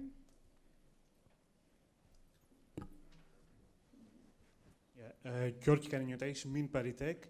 I have a question about the hypothesis of the project. As far as I understood, you consider 5 scenarios where the same future is considered for all the European countries, for example, 100% renewables for all the countries, or big end market 2050 for all the countries. The reality might be different. We can have in the future 100% renewables for some of the countries, fossil and nuclear for some other. How would could you comment, please, on that, and how should we use the results of the project to project in this kind of more realistic, probably situation? Okay, thank you very much. Maybe to give Gerald a break, we'll go back to Robert. Do you want to say what you would do if you started over in today's circumstances in terms of assumptions, for example, the kinds of scenarios you choose? And maybe also the last question, indeed, what happens if different countries end up with different scenarios? Concerning different assumptions, if we would start now, we probably would consider it as different as we did when we started with the project. It's a small example, but of course it has big influence on the southern part of the study. Concerning hypothesis, the 5 scenarios.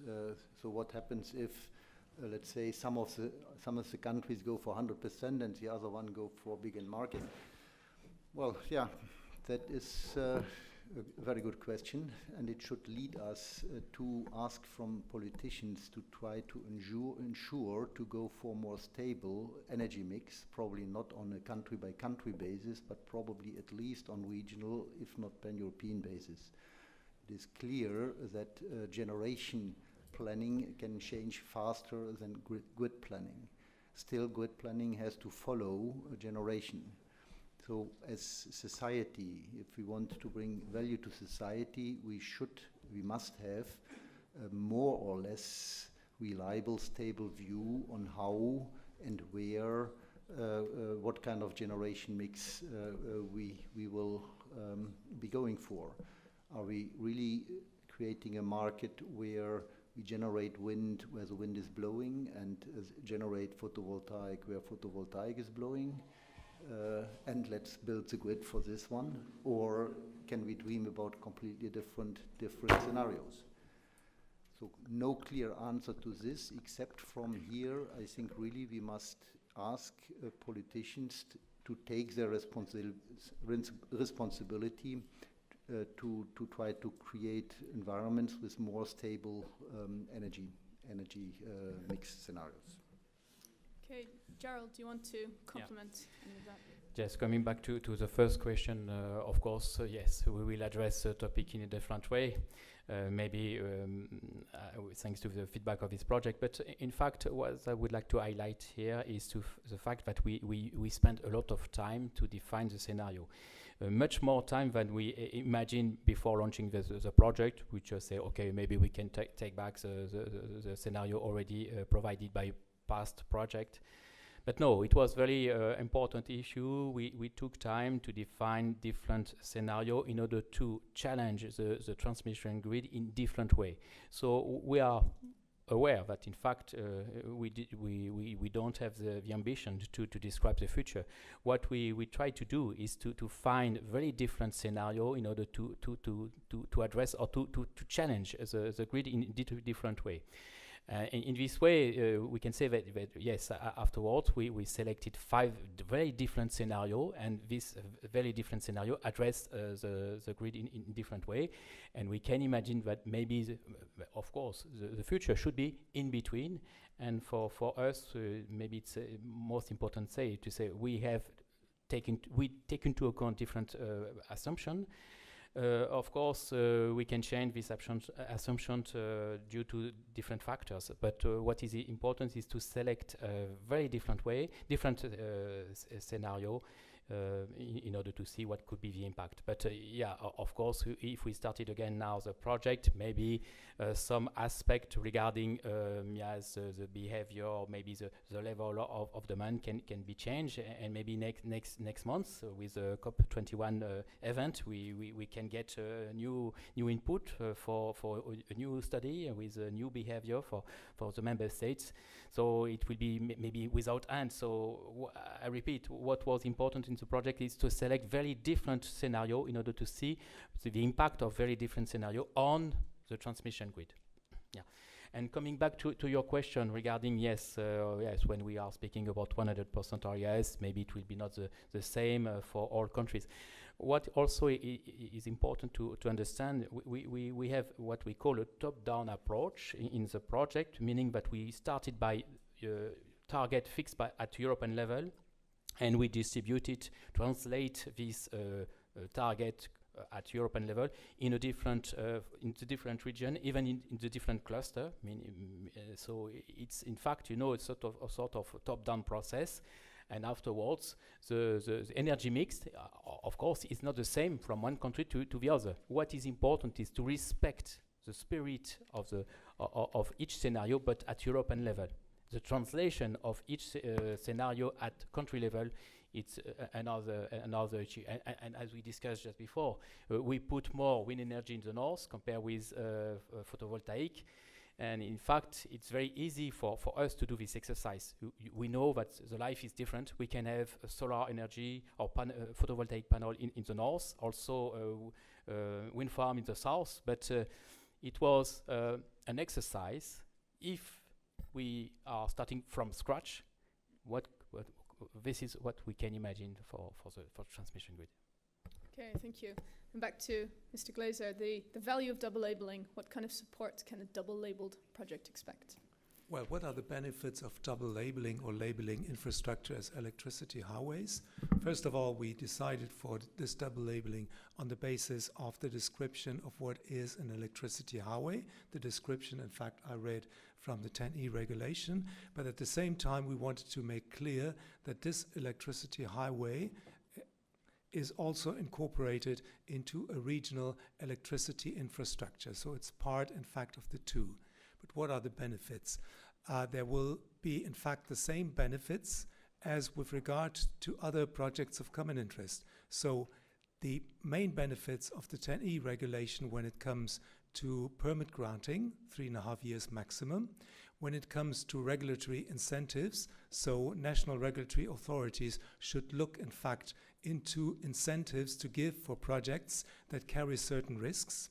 When it comes, in fact, also to the possibility to get funding, if in case you have a cross-border cost allocation. So these benefits are the same if it is a CO2 infrastructure, if it is normal electricity, gas storage, gas LNG, and electricity highways. But it is clear that when we identify specific infrastructures as specifically important, it is also up to the member states and to the national regulatory authorities to deliver on that. So that means that also on the national side, in order to get the preferential treatment with regard to permit granting, the project should be, in fact, a high priority project.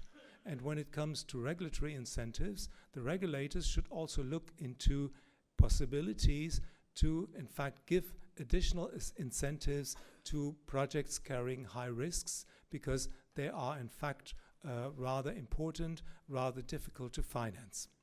But the benefits will be, the base benefits will be the same for electricity highways, for normal electricity infrastructure as it is for gas and the other infrastructure categories. Okay, thank you very much, all three of you, for that. I suppose I take away three main categories of message from our discussion. Very rich discussion, thank you, and thank you to all of you for your questions. That makes my job a lot easier. I thought one thing was interesting. I think it was Gerald, you pointed out at some point that the starting point for all of this work has been the decarbonization of Europe. And that is the overarching, perhaps with COP21, looking ahead to that has been the starting point for all of these scenarios.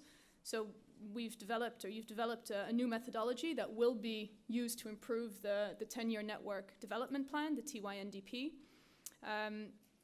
As you said, Gerald, I think all the specific results you come to for the scenarios depend on certain assumptions.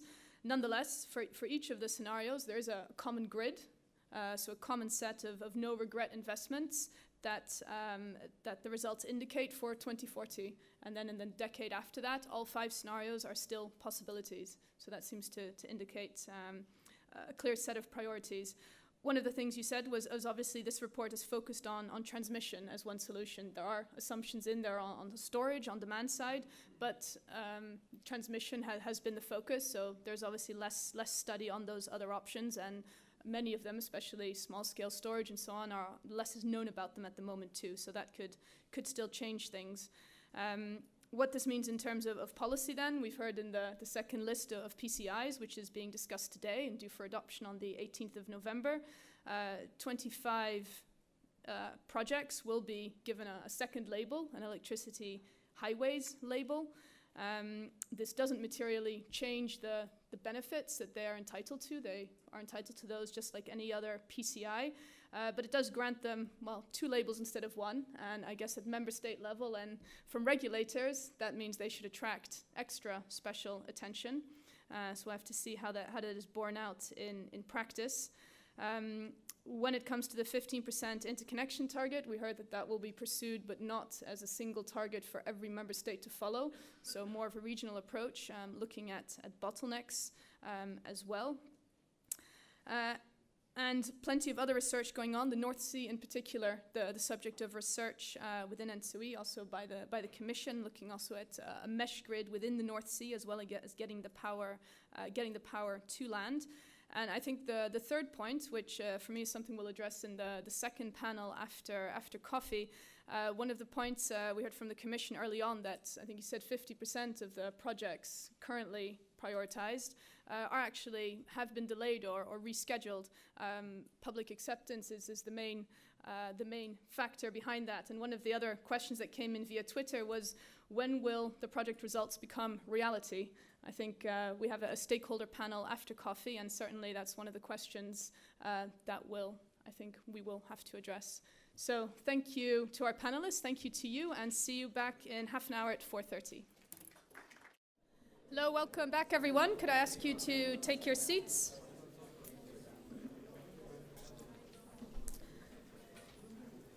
So we're going to continue with the second part of this first day. I remind you the hashtag is e-highway2050.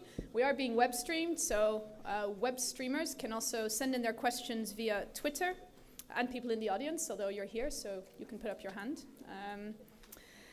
So we had a very interesting first panel. I think the idea behind the second panel, we have 7 people.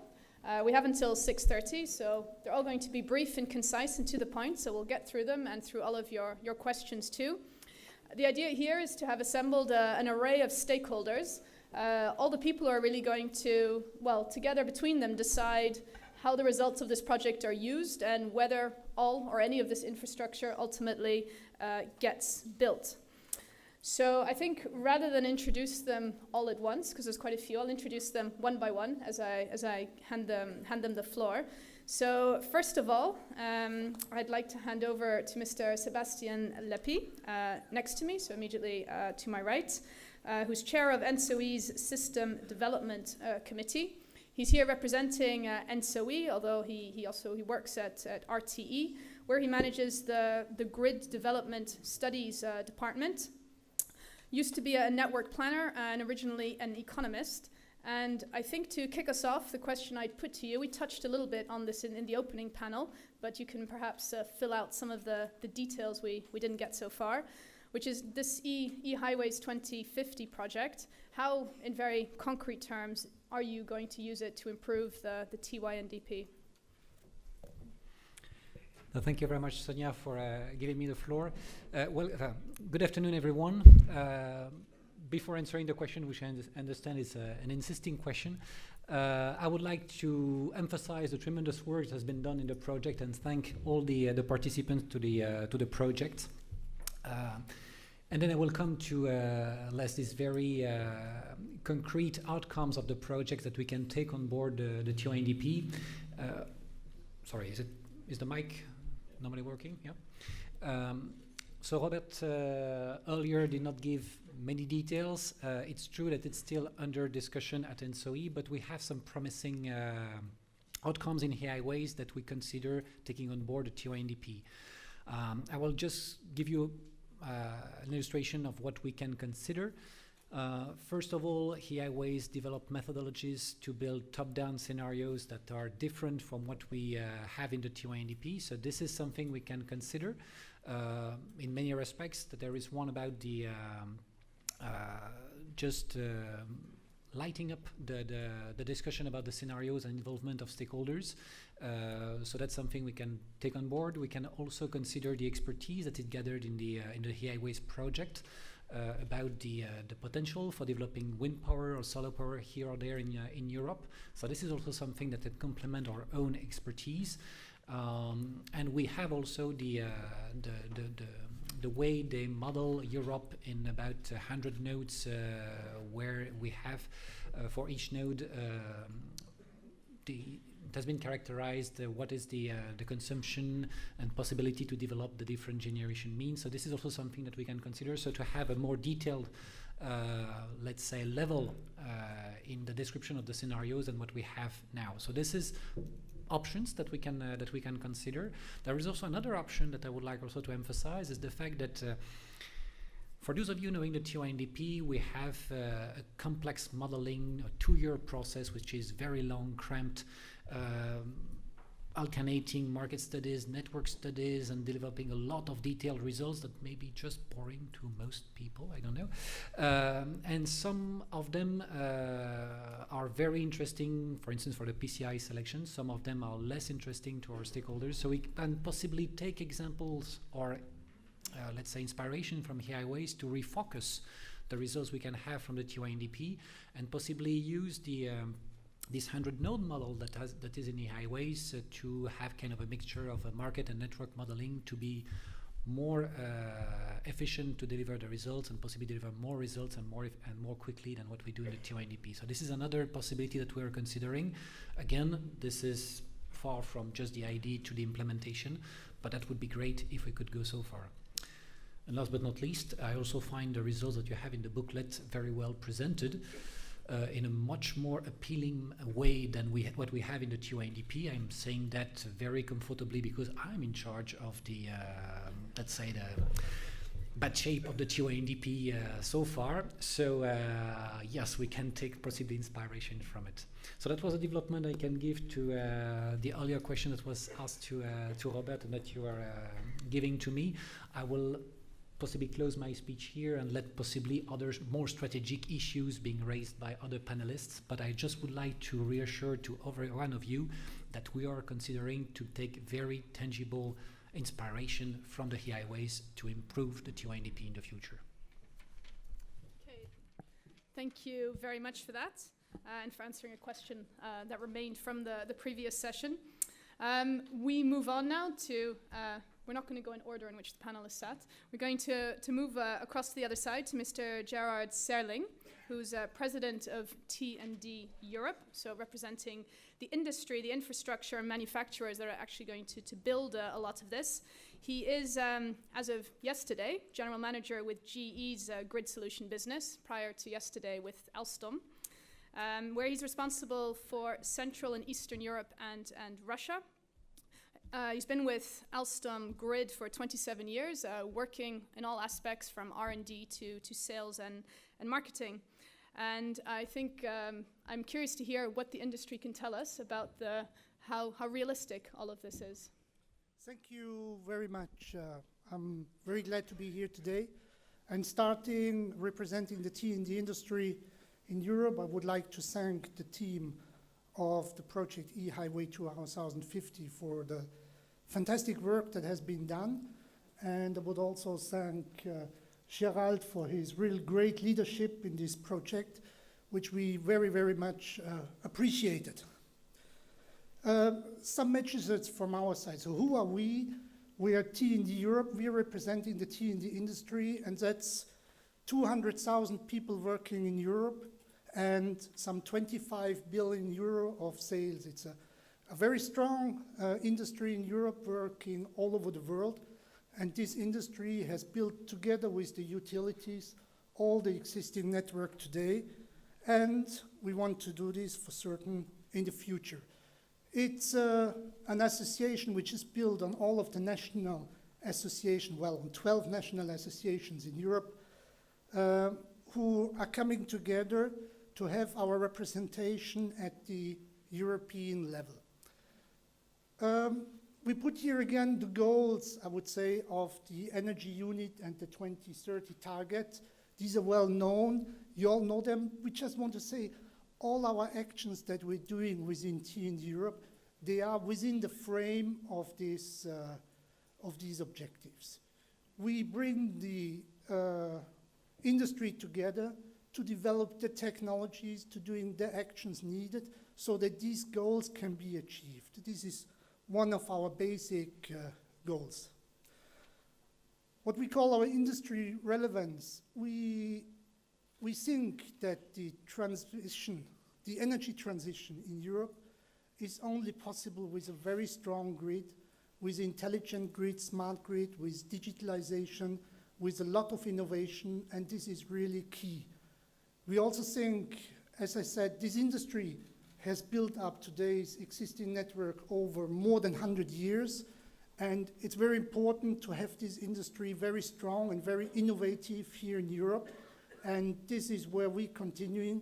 We're investing a lot, and we're expecting from our stakeholders to continue to work together all of this.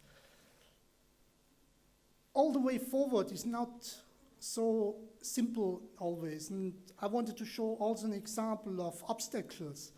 We recently had a very bad result for us on a European anti-dumping measure on grain-oriented steel. You know, on the one hand, with the European Commission, we are working on lower loss transformers, using more steel, having less CO2 emissions, and at the same time, we get difficulties about importing the necessary steel and thus making the European companies less competitive and have a risk on insolvency on many, and especially on the small companies, because in this world of transformers, there are thousands of small companies here in Europe. So all this is a challenge for us. The challenge for us is the technological, to bring to all the stakeholders the necessary technologies to build all the scenarios that have been shown in the first session. Our challenge is also to bring all the technical know-how, the consulting to the stakeholders to assist the regulatory bodies, and to bring also through innovation, the cost reductions necessary. So now you may ask, why do I tell all this if we're here to discuss about the e-highway 2050? And it's simply because the e-highway 2050 is a fantastic project really crystallizing the importance, the strategic importance of Europe of the electrical grid. You see in what has been shown today that all scenario, whatever we imagine will be our energy future till 2050, it needs an intelligent and strong electrical grid, and it needs a lot of innovations, which we as an industry are very motivated to bring. Our message for this is very clear, that the stakeholders, and here I turn to the European Commission, I turn to ENTSO-E, needs our industry to realize all this. And we are very motivated to bring cost reductions by giving all cost reduction innovations a strong priority, and also to work together with all stakeholders to realize the scenarios that have been presented. We do not know exactly what will be the real scenario. That's not so much of importance, but we are ready to prepare all technical solutions for this future. Thank you.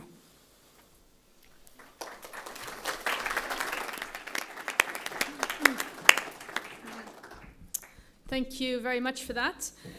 We stay with the industry then, and I'd like to hand over to Mr. Raul Gil. Jill, you can correct me. Yeah. Jill, Mr. Raul Gil, Chairman of the Europa Cable Utilities Board. So Europa Cable representing wire and cable producers, so complementary to the gentleman we just heard from. Mr. Gill is also CEO of Prismium Powerlink, which specializes in the installation of manufacture and installation of submarine and high voltage terrestrial cables. He's been with the Prismium Group since 1997, so a long experience again in the field.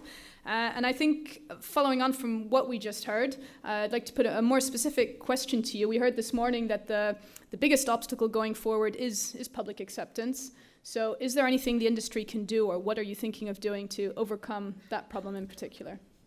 Thanks, Sonia, for the introduction.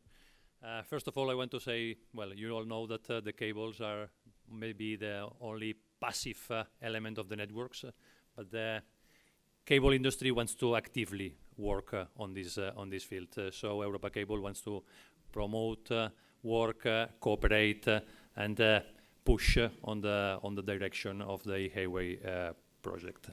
On the other side, as you were wondering whether it's Jill or Gil, I'm happy of have the fortune of having been born nearby Barcelona, And I have a long point of view as a citizen of one of the largest infrastructure projects that could be called, as of today, e-highway. That is the interconnection between France and Spain, the e-highway project. And I have been listening people talking about today long-term planning, like this will never happen. That is very far. We will be in pension when it happens.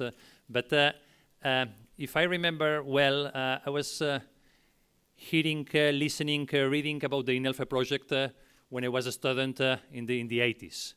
And then in the 90s, there was the decision of going ahead with the interconnection between the France and the Spain governments in 94. And the project was, maybe some of you can explain better the details, but I was only a citizen there. So people saying it's necessary, other people creating a new concept that is the very high voltage line that in Spain was never heard. So a lot of people against the concept of building an interconnection. And then I remember I was already working on the cable industry, and somebody said, and now it's going to be DC. And I thought, okay, this story will never end. Now I see then DC changing every day. And in 2007, so something like 20 years after the first ideas, Mario Monti came and made a study and well, put some money over the table, which let's say bucket the construction of the line. And this was 2007. Then already as a manufacturer, we participated in the tender in 2011. We won, we built, and now in 2015. The line is in commercial operation. So it took 30 years to build this line, and now we are talking about 2030 as long term. And I think that we have to realize that all this, the long term, is much shorter when we are talking about big transmission lines. And building on Sonia's comment, if there were no public opposition, this could have happened much quicker. And the solution to the public opposition was, if you allow me, cables, undergrounding of cables. So we believe that the cable industry can bring solutions. I have heard talking about deep water applications. We are here to provide this technology required to build the e-highways. Coming to this meeting, I was on the plane reading the Mario Monti's report. And by coincidence, I saw that Mario Monti's report is saying that the interconnection is saving the emissions per year equivalent to 600,000 vehicles. And this, by coincidence, made me think that this scandal of Volkswagen started with the American vehicles affected that by coincidence were 600,000. And I think that taking the moderator's role, I wanna ask a question to the audience. How can we do to bring the sense of urgency, the sense of importance to not building lines that the media and the public are giving to the emissions of the Volkswagen problem? Just as an example, we need to create on the market this sense of urgency, this need of stopping creating emissions, of making the energy cheaper.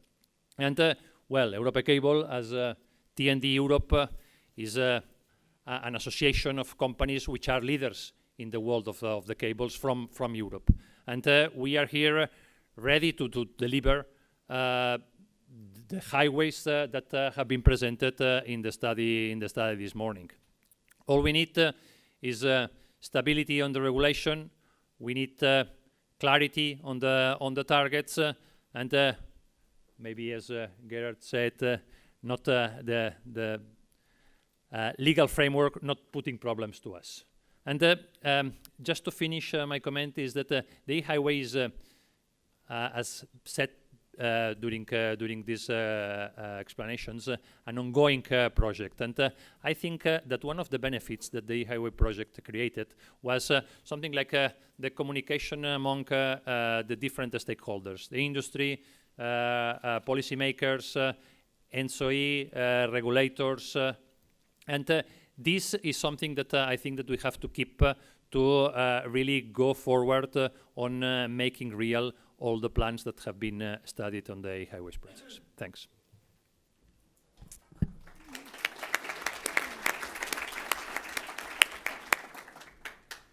Thank you very much for that.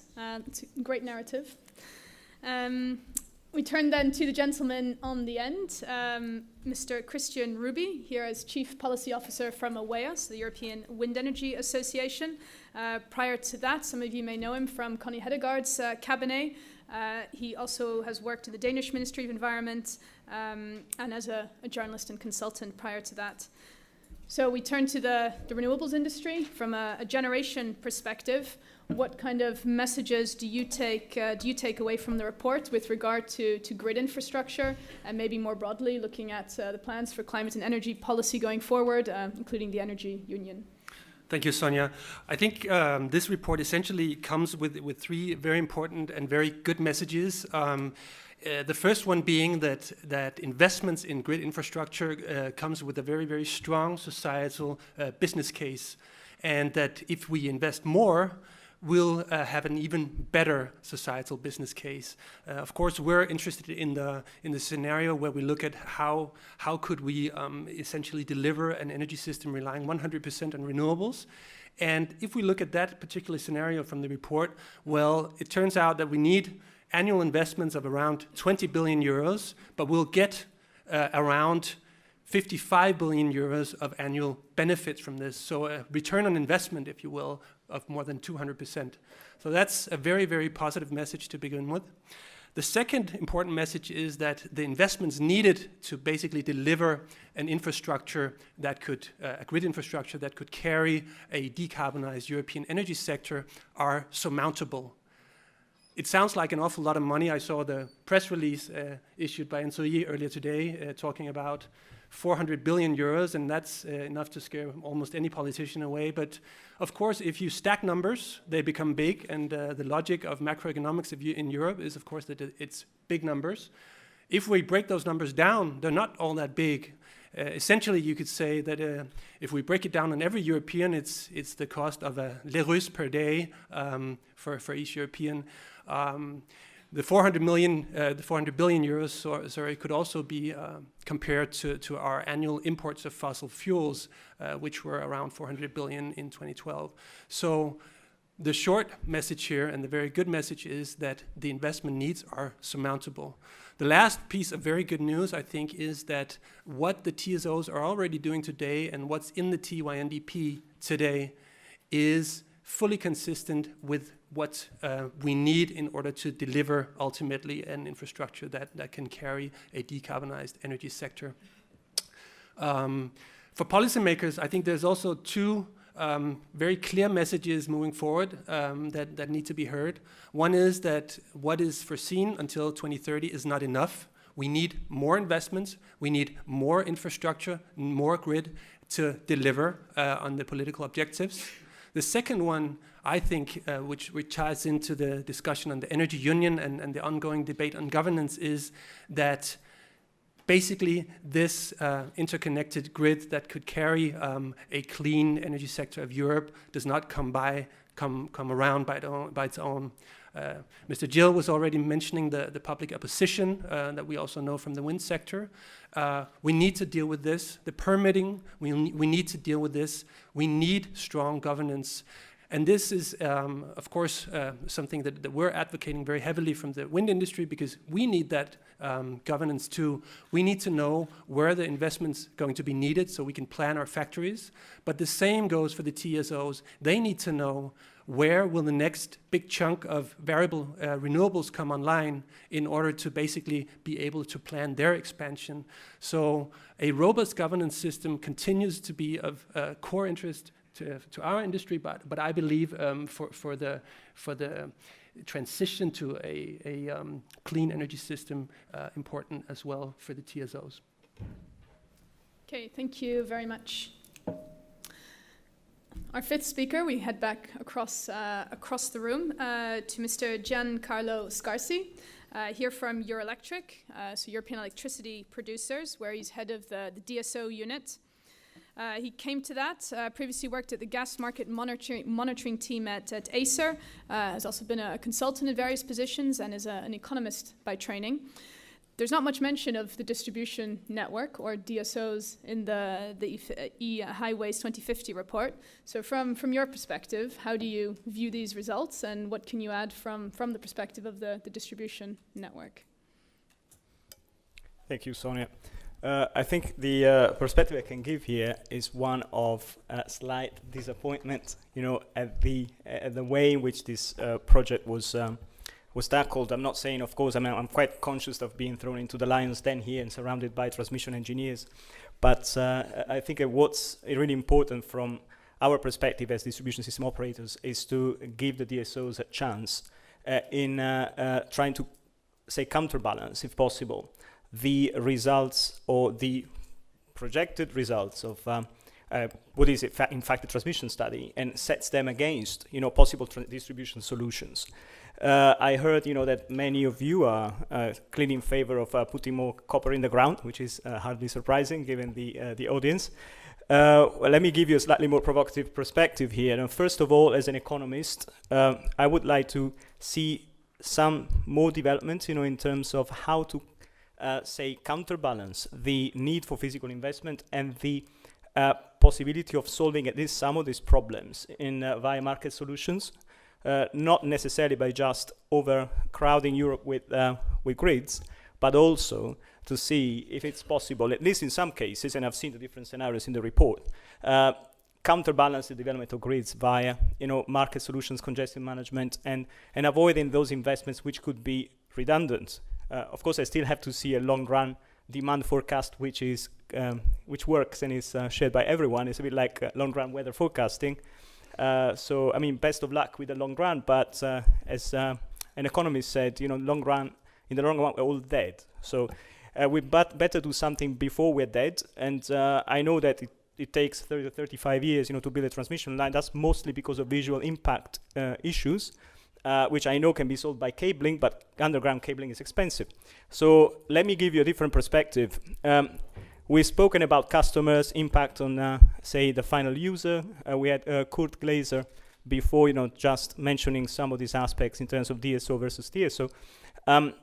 From a distribution perspective, I think some of the issues being mentioned in the report, especially under the small and local scenario, can be tackled by more efficient modeling of distribution networks and see how the distribution solution can actually interplay with the TSO solution. I'm not saying they're incompatible or competitive or competing against each other.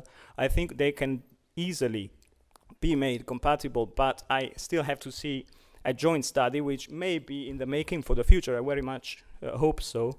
A study that actually integrates, the different perspectives and see to what extent a DSO solution can be supported in order to provide an alternative, possibly a cost-effective alternative to a TSO solution. Market solutions can apply, of course, in both the TSO and DSO space, irrespectively. Another thing I wanted to point out is that in the distribution case, it's important to see what final consumers want. If we are really going seriously for demand-side response, for more active customer participation in the final market, in the end-user market, including the possibility of consuming self-generated electricity, then what I see is that the whole discussion must trickle down to the consumer level. Here we're talking about grid solutions and high voltage, but it is important to see where we're going. At the end of the day, this is about making demand and supply meet in the most effective place in this marketplace, which could be much lower than you expect. And I'm not just saying this because I'm representing distribution companies, but because being a consumer, I can see what's going on, not just in Europe at the moment, but in America and in Asia, and with demand-side response, moving quite fast. All I can say is that concentrating on grid solutions at high voltage level may be completely missing the point. And as we said before, the long run is not that long at the end of the day. And final point I wanted to make, sorry if I'm taking your time, it's the role of distribution in all this. You know, as you probably know, the distribution system operators have quite a heavy remit in terms of becoming smarter, closer to a TSO in nature, of course. I mean, becoming effectively mini TSOs, you know, actively managing their own grids, not just in a unidirectional manner, but bidirectionally. And what this means in practice is that there will be much more consumer interaction at the end of the value chain, which as an industry sometimes we may or may be not used to. We may have to learn from other industries like telecoms or ICT in this respect. And also, we have to make sure that any solutions we propose at a grid level, be it transmission, distribution, doesn't matter in this case, be technologically neutral. Okay, technology neutrality is an important point to be made here. As a DSO representative, once again, I would heavily push in favor of not, say, privileging any specific technological solution at this stage, because it's premature to do so and there is no obvious winner. And I think this report makes it clear enough. Well, I think that's all. So what I would invite you to, and maybe to have a hard think next time, you know, to introduce a slightly more open view and perspective on how to model distribution scenarios vis-a-vis and in parallel with transmission scenarios. Otherwise, I'm very happy about the report. It actually makes for very, very good reading. So I was really happy, you know, to read at least the conclusions. So thank you very much for that.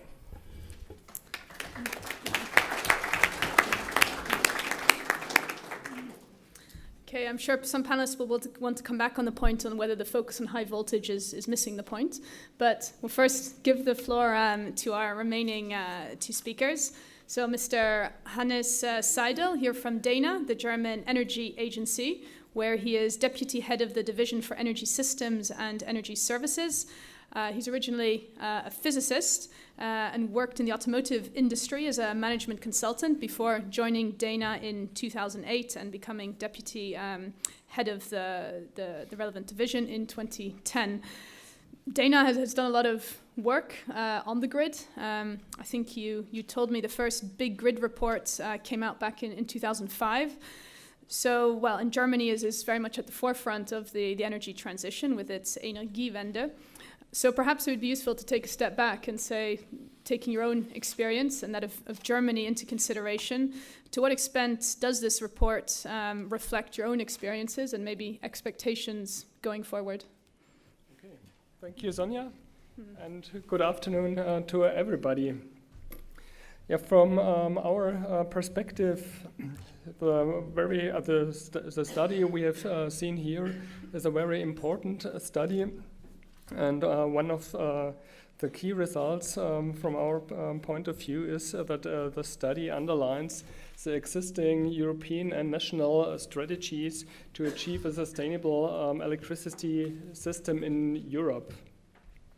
To have the large shares of renewable energy sources, we need to connect the individually spread potentials for renewable energy sources and storage throughout the member states, and we need to utilize the smoothing effects due to weather conditions and demand patterns in Europe. The study shows that the expansion of the national and the international grids is the basis to achieve the energy goals. And by this, it also underlines the existing network development plans with a shorter time horizon. The study comes also to the result that we should have an evolution of the transmission grid and not a revolution. That means no overlay grid, and this, from our point of view, this corresponds much better to the high challenges that would be related to the implementation of an overlay grid with regard to social acceptance, to technical challenges, and also to planning aspects.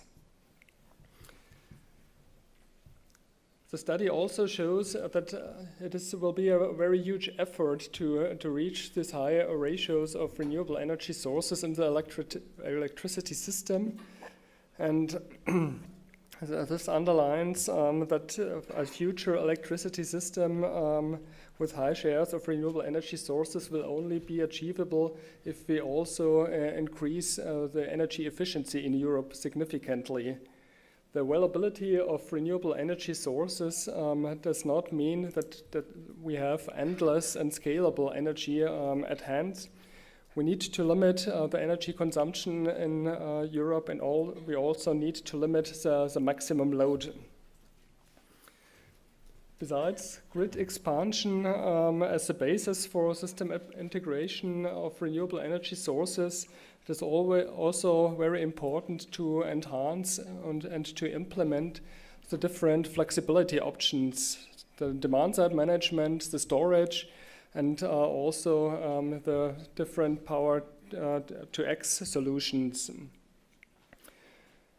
The next 5 to 10 years from our perspective will indicate to what extent technological and also market development will be able to lower the cost for these flexibility options. And we don't expect that this will completely change the general picture. But of course, these flexibility options must have to be taken into account in future network development plans. To implement now this huge grid expansion need in Europe, we will face several challenges, and the main challenge from our point of view will be the acceptance in the member states and also the acceptance of the society as a whole. For the study, there have been intensive and also very profound work that has been performed.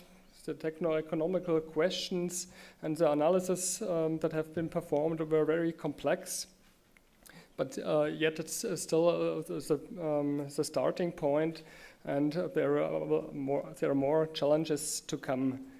We have to bear in mind that in the reality shows that we see in all projects for grid expansion in Europe a huge lack of social acceptance. And this lack of social acceptance leads to a very slow grid expansion rate. We just had an example from Mr. Jill. If we look at Germany, 10 years ago, the DENA published the DENA grid study.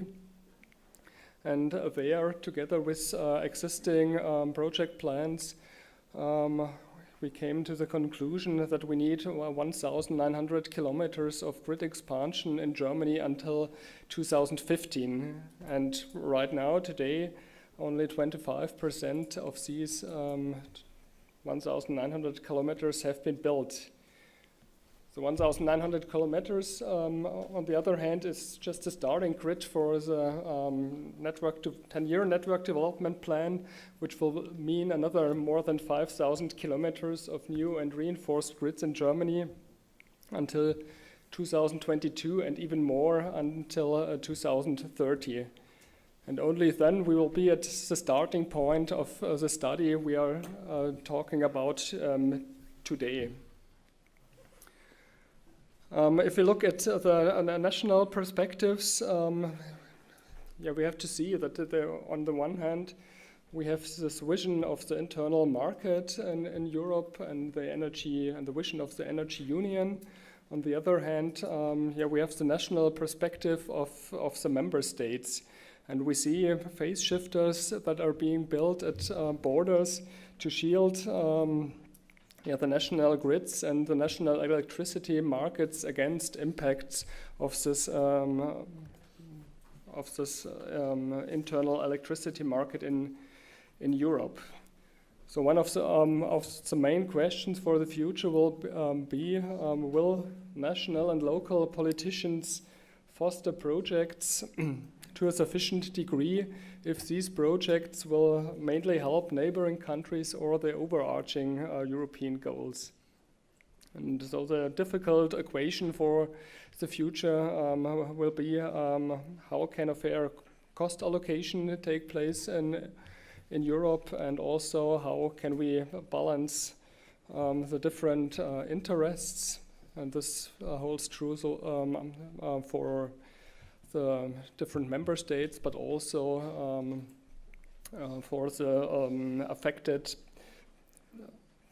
population in regions where we have grid expansion projects. Thank you. Thank you.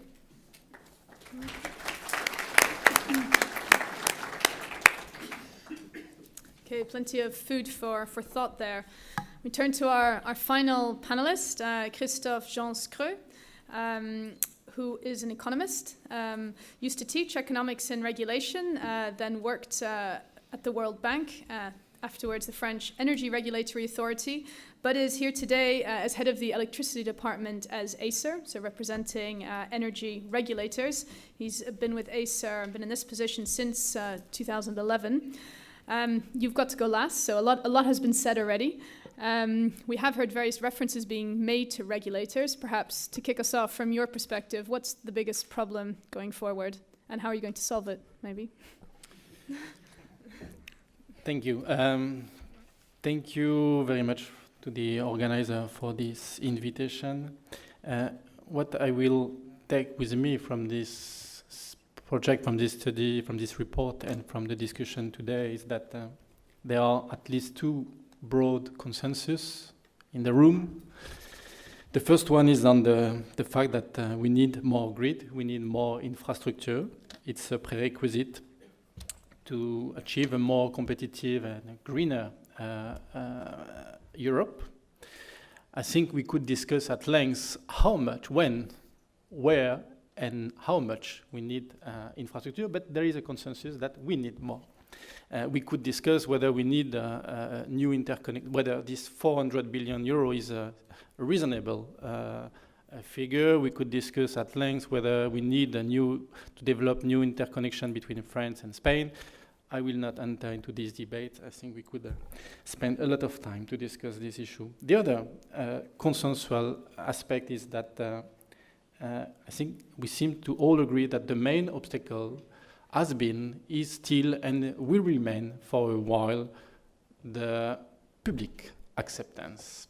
And I don't think that we will be able to solve this public acceptance issue and the related problem of length of the permitting procedure. I'm not sure that we will be able to solve this issue with granting TSOs with higher remuneration for their investment. I think it will make the situation even worse. I'm not convinced that granting a PCI statute to this project will also solve the problem of public acceptance. No, the only way to overcome, and this has been mentioned several times today, the only way to overcome this big obstacle is to be more transparent and to communicate in a better way on the added value of all this investment. And in my view, in the present context, whereby you have no guarantee that your investment in a new interconnection, for instance, will be available for cross-border trade, either because of loop flows or because of bottleneck in the internal network. I'm not sure that as long as we have to deal with such situation, I'm not sure this will give the right incentive. This will deliver a right framework to invest in the grid. And I expect that we will keep on facing a huge resistance from the society to build this new infrastructure as long as we have not been able to solve this issue. I would like to remind one important figure. 70% of all European borders, the tradable capacity is less than half of the physical capacity. And I don't think this situation is a fatality. We have tools at our disposal to address this issue, in particular through the implementation of the CACM guidelines, through the the approval of the capacity calculation method, the approval of the redispatching, the cost sharing for sharing the redispatching cost, through the bidding zone reconfiguration. So we have tools at our disposal to provide more transparency, more clarity, but also more certainty with regard to the expected added value of all this project. It won't be an easy task, but as ACER, we are fully committed to address these challenges together with the European Commission, ENSOE, and all stakeholders.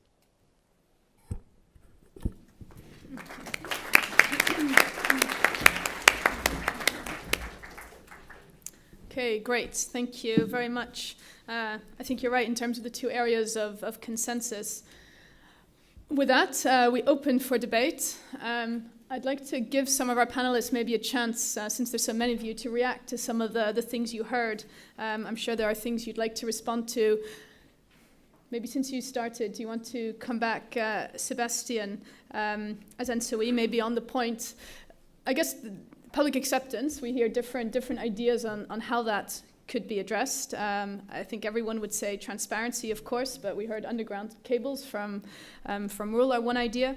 Perhaps a greater focus on the distribution system, making things smarter is also an easier way to connect to the consumer, which brings us to the question of we don't want to spend all afternoon discussing how much of what type of grid we want, but perhaps you want to respond to that, link it to the public acceptance issue, high voltage, and at the same time we're putting the consumer central in this new energy system.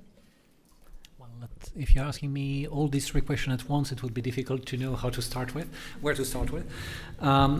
Well, let's say public acceptance is clearly the key issue. And here the problem is that, yes, we have not been able to convince sufficiently or the citizens of Europe that why we need these transmission grids and why they are here for. For people, it's just something that is in the landscape and not knowing exactly where it starts from, where it goes, what is the use of it. So it's not like a railroad where you know where is the stations and where you can who uses it.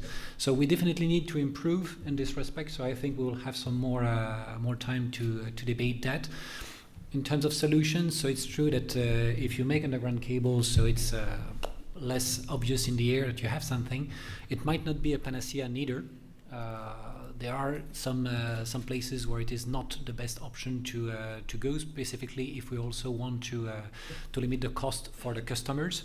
So everything comes down to the consumer or the customer, and we need to basically give them how to actually make their choice. So is it more cost? Is it less grid visible? Is it this option or that other? So this is something where we definitely need to improve.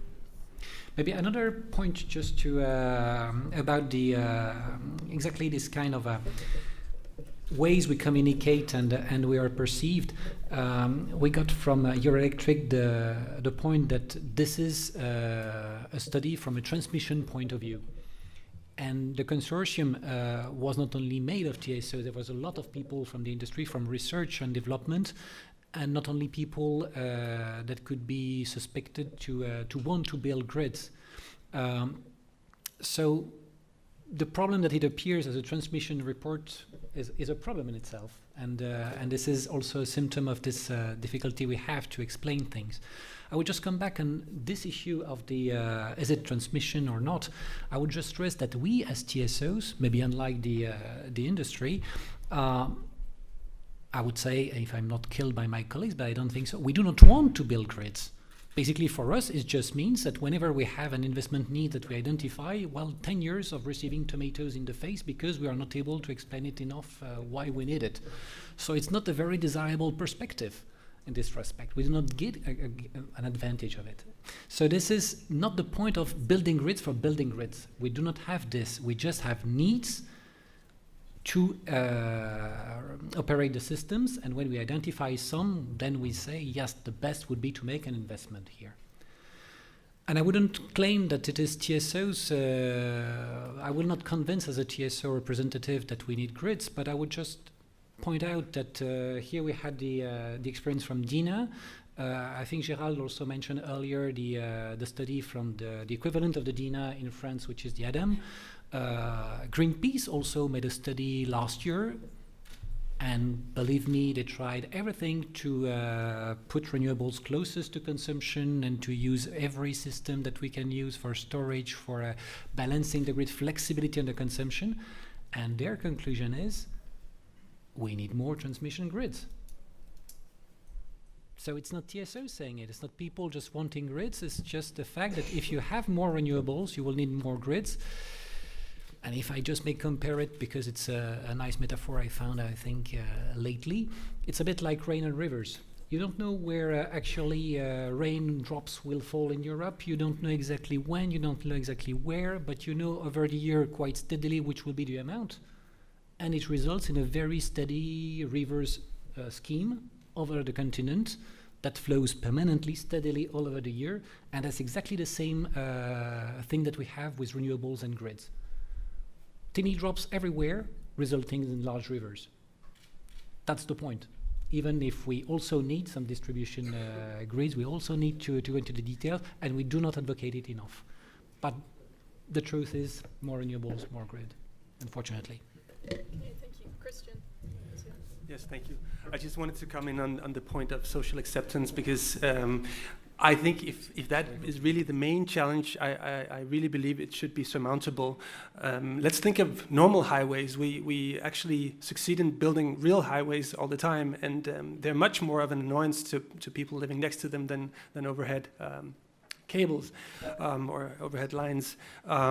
So, of course, we know this issue also from our industry, where we work very systematically with social acceptance, and I really do believe that there is lessons to be learned out there, and developing a systematic approach to how to work with social acceptance is a feasible and pretty meaningful way forward.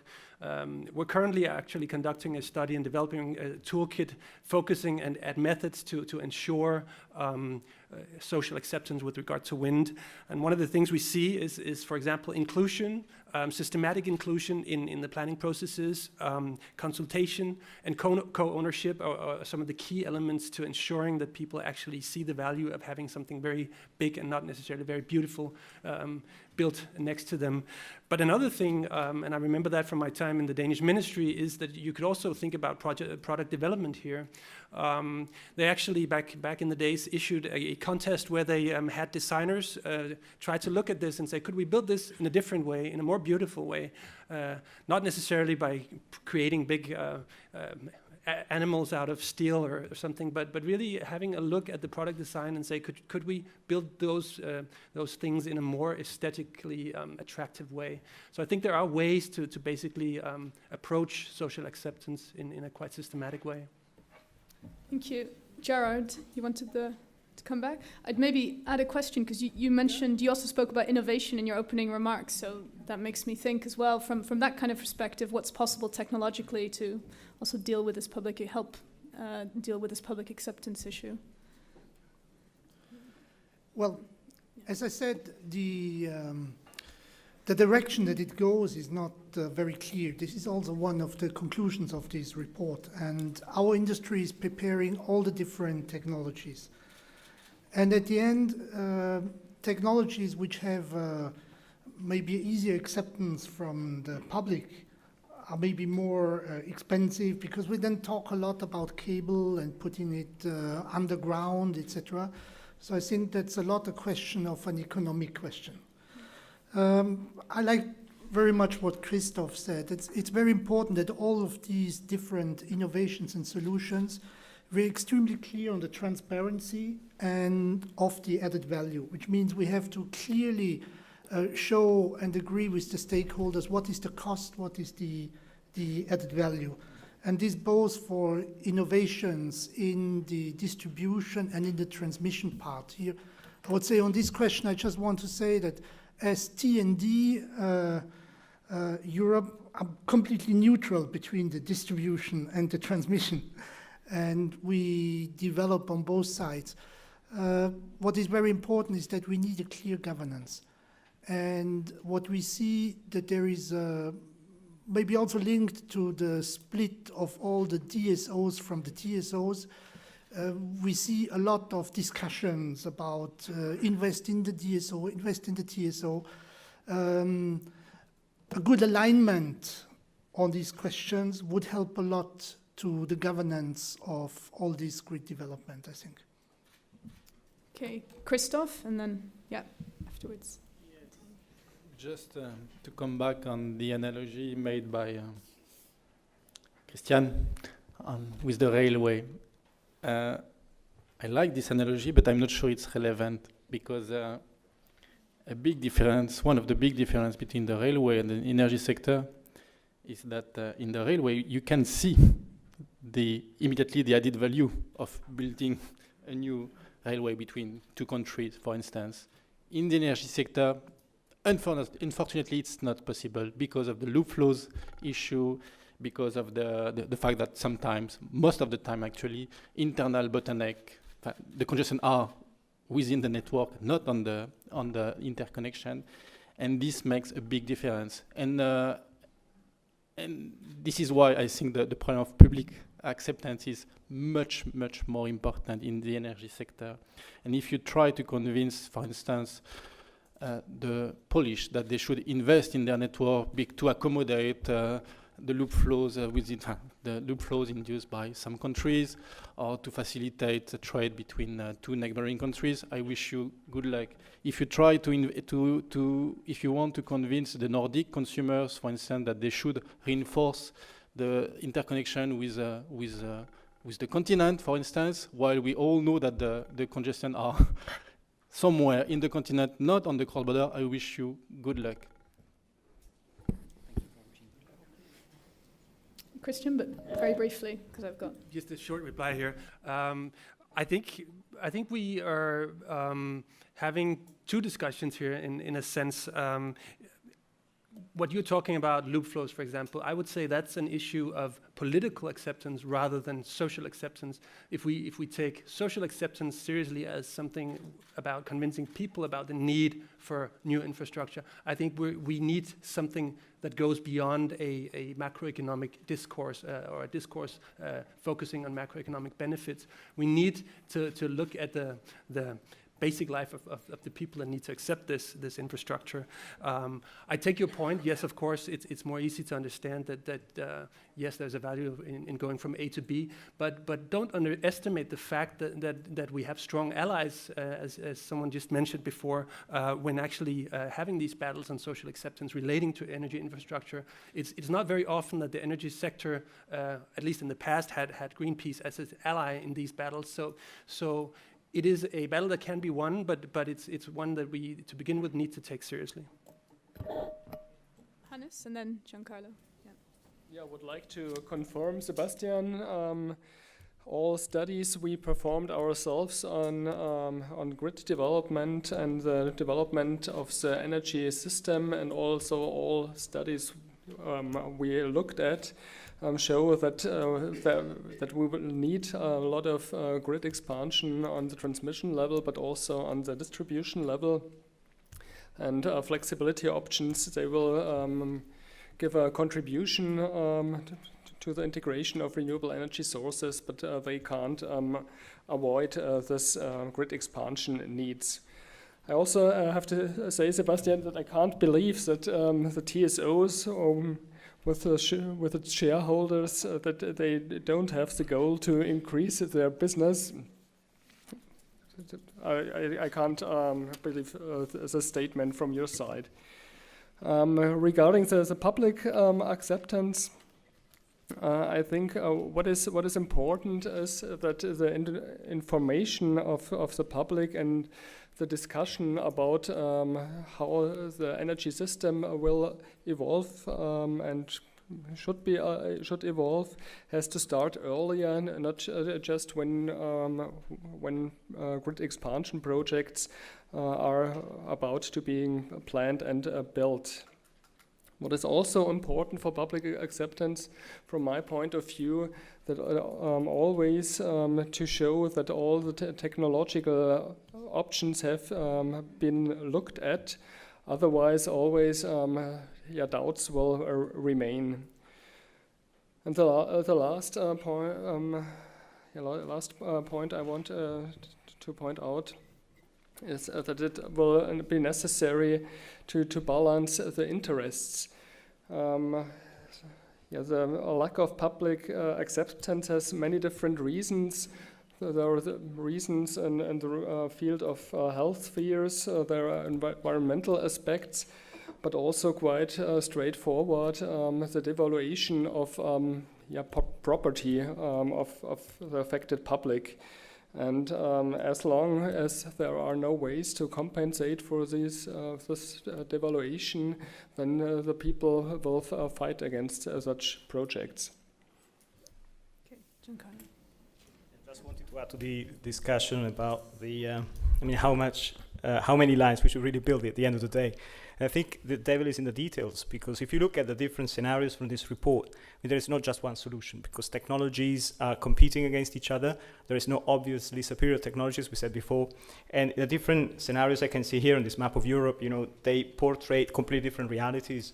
In some cases, when the RES and the fossil, side is dominated and is supposed to be connected in transmission, then I see lots of requirements, for expansion all over the place. But when I look at the local scenario, for instance, then I see that the expansion is relatively limited. So I think here the devil is in the details. We cannot just say, okay, we need grid expansion everywhere. I think we need to select, especially if we really care about social acceptance, we must try to explain to the general public that some expansion requirements are really unavoidable because there is no market solution, there is no distribution solution, so let's go for high voltage. Can be DC, can be HVDC, subsea cables and so on. But in other cases, there is an alternative. For instance, it is possible to, again, move the whole discussion down closer to customers, so try to expand the distribution networks instead. And as Christophe said, in some cases it's a market issue, so we must actually try to trade, capacity more efficiently at borders, and maybe sometimes we can even save on some physical grid expansion, God forbid. And we should also try, to make sure that, once again, as Christophe said, that the congestion which is inside the network is not just pushed to the borders, so that, we effectively turn a national problem into an international one, but that's actually cheating, okay? So we need actually to be honest with ourselves. The last point I wanted to make is that in terms of visual impact, it is really, really important, to model as much as possible the possible reaction of consumers here. We can all go like Singapore and cable the whole country, but I'm not sure that every country can afford it. So we must ask people, what do they really want? Do they want to pay more? Because at the end of the day, this is going to trickle down into the transmission and distribution tariffs. How much they want to pay for having, a cable underground rather than a unsightly pylon in their backyard. All this boils down effectively to more and more modeling, I'm afraid. But once again, I've seen the transmission modeling. I'd like to see the distribution modeling as well to see, where we stand in terms of making the trade-off. Okay, thank you. I've seen a keen commentator from the audience, after which we'll take your comment or question, after which we'll turn to Europa Cable. I would like to respond to Mr. Skars and Mr. Heidel. My name is Mart van der Meijden, TenneT Innovation Manager. A TSO is responsible for keeping the lights on. Maybe that you believe. And some TSOs who are owned by shareholders, they have another maybe target. But TenneT, I can speak for TenneT. TenneT has not the target to build grids, but we are keeping the lights on. That's one thing. Who's responsible for public acceptance? In the Netherlands, I can speak for the Netherlands. In the Netherlands, the Ministry of Economic Affairs and the Dutch Parliament are responsible for the public acceptance to build new lines, because a TSO cannot balance all the public interests. And 5 years ago, we made this decision in the Netherlands, and it's also law in the Netherlands, that investments of public interest, like transmission lines, there's a certain procedure that at the end, the Ministry of Economic Affairs makes a proposal to the Parliament, and the Parliament decides, and the Parliament represents all the people in the Netherlands. And that's different from the several countries. But I think that's a solution. Again, it's a difficult process, and the TSO has to do the utmost to come with the best options and alternatives and every overhead lines underground. Again, it's public money. The parliament decides in the Netherlands if it is underground or overhead, as long as it is possible and if the grid stability is guaranteed. And that I would like to bring in the discussion. It's not only technology, it's also about the ones who represent us all in the government. Thank you. Okay, thank you very much. A very relevant point. We'll get some reaction in a moment. I just wanted to hand it back to Raoul to tell us a bit more about the underground option, since it's come up a number of times. Maybe what can you actually deliver, what kind of cost, and does the underground option come with new problems of its own that we don't know much about yet? Thanks for the introduction. You are touching specifically the point I wanted to address. Here we have been hearing about costs of undergrounding, and very normally we all think of capex. Capex, we spend money, we spend more millions in building an overhead underground line or a submarine cable than an overhead line. But I don't think that we are comparing the right numbers. I think that we have to compare the total cost of the building an underground cable with the total cost of not having the cable in place, plus the cost of later doing it overhead. And under my point of view, and to me the Inelfe case is a clear case, where the costs of not having the line have been by far much higher than would have been to build it since the beginning underground. So I'm asking you to consider the total cost of ownership and the cost of opportunity of not having the line. The second point I wanted to touch is that under my point of view, our point of view, we are overstating the importance of or the lever on the communication. I think that in all the countries we are having trouble in pushing and convincing people on the overhead lines. And to me, the center, the nucleus of the problem is that there is some part of the people who are suffering the underground, the overhead lines, that there is no incentive that can make them accept this kind of infrastructure. So regardless of all the communication and all the transparency, we will find a group of people who will intensely oppose to the overhead lines due to, mostly as mentioned, the evaluation of property, problems with the real life, and these will never be compensated by convincing on an increase of value for the society. So I think that we will be over-optimistic and understating the capability of the opponents to slow down the building of infrastructures, and this will make the infrastructure never built. I said the last point, but I still have another point. Sorry. I appreciate, and I think it's good that in a dialogue there are forces that oppose to, let's say, a common consensus, like the comments on Eunor Electric. I think that we have to see as well that in some cases when building lines, we are affecting the price on generation. So we have seen that not only public is opposing the creation of infrastructures, but people who generate at a more expensive price when building lines are against this the construction of new lines.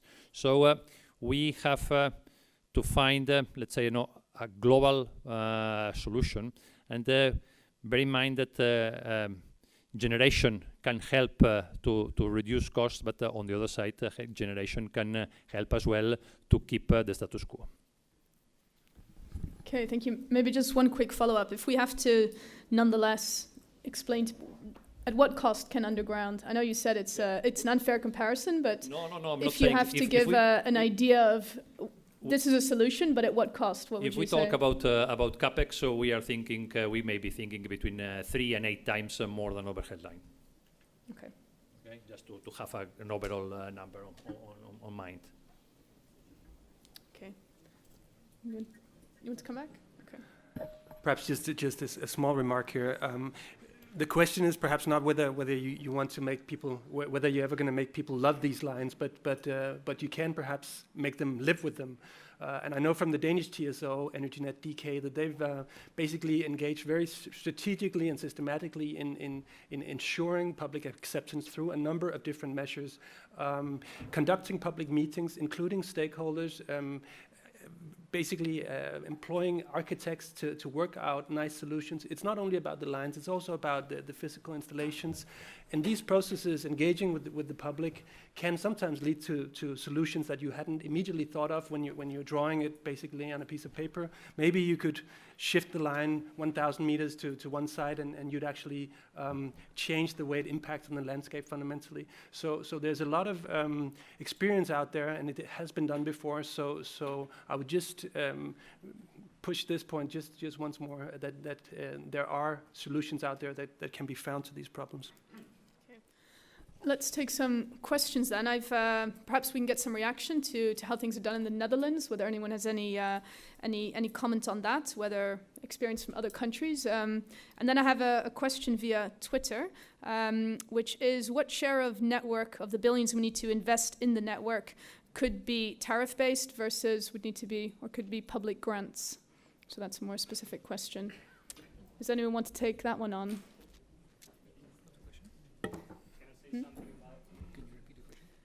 Can I say something about the approach in the Netherlands? Yes, we can start with that one. Once again, I think we are slightly overestimating the visual impact story here, because it looks like we're going around in circles.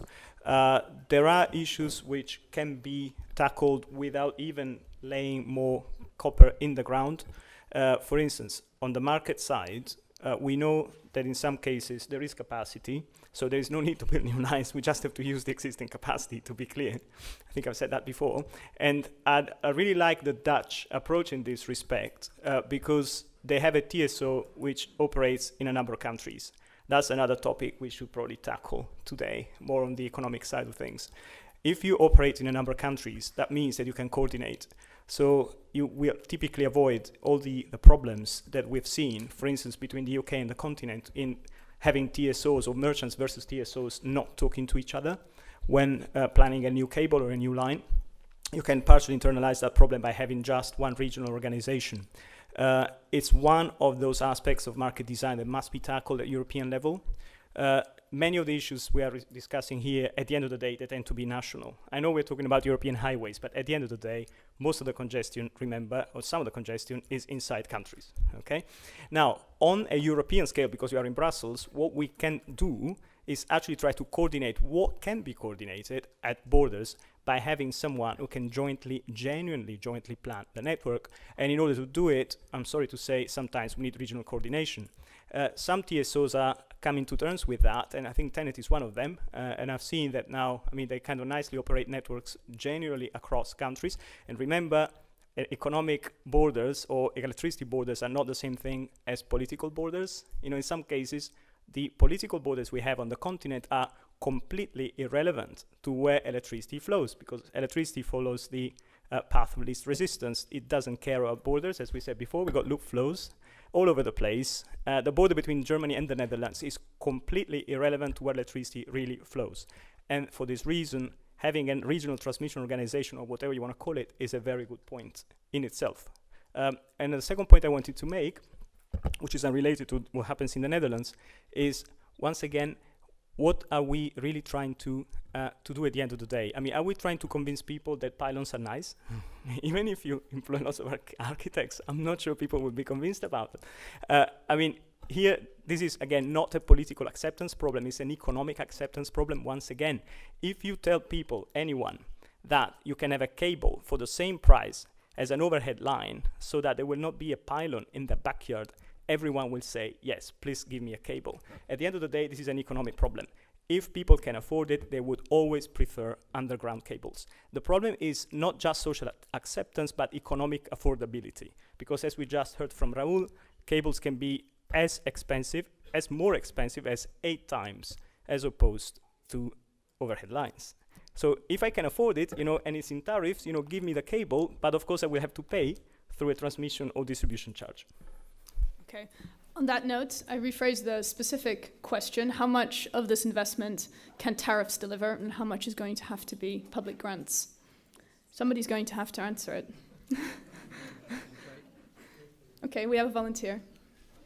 Well, I don't know whether I got the question really right, because I would not oppose the tariff-based and grants. Basically, there's a problem of financing the operator, and then there is the cost recovery through tariffs. I would say it a bit differently. If we have, so not to speak about the opposal of tariffs or getting a loan from banks, but just having, to build on what Christian said, improve local support to by allowing people surrounding the new asset to get a share of it. So that has been done for windmills in Germany. That has been also proposed for transmission lines. So then you need to explain to new shareholders of the project what is actually the benefits, what can they get from it, and it can improve the social acceptance. So the problem, this is where I would like to bring the question, even if I haven't answered the question, because for me, as a TSO, basically I got a tariff for keeping the lights on. I have very, I'm not interested in building lines for the sake of building lines. I keep the lights on, and on the other hand, I need to get some money from banks or from my shareholders to be able to run my business. So it's a different story for me. I wouldn't put it the same on the same level. Okay, while the rest of you think some more about that, there's at least one question in the back, and we can take a couple if there's anyone else. We'll start with the gentleman at the back, and then, yes, 2 more hands, 3 more hands. So we'll take these 4 together then. Yeah. Hello, my name is Daniel Gruszka from Czech TSO. I have some comment and then the question to the comment that there was a lot of discussion about the public acceptance and the link to the renewables. And for me, it's quite difficult to explain the people that the project is relevant to the renewables and the cost reduction, because the end customer's prices is still increasing due to the renewables. So when in the past we tried to connect any generation unit, and there was a lot of studies with the impact that the price will be much lower, the acceptance was there. But if I try to explain the people that the new link will be due to RES connection, and the people see that the RES means higher prices for them, they are really against. And my question is, when do you see the time when the RES will help us to get the public acceptance? So it means by decreasing of the end customers' prices. Because for us, and my feeling is it's the really main issue for the RES and the infrastructure. Okay, thank you. Good question.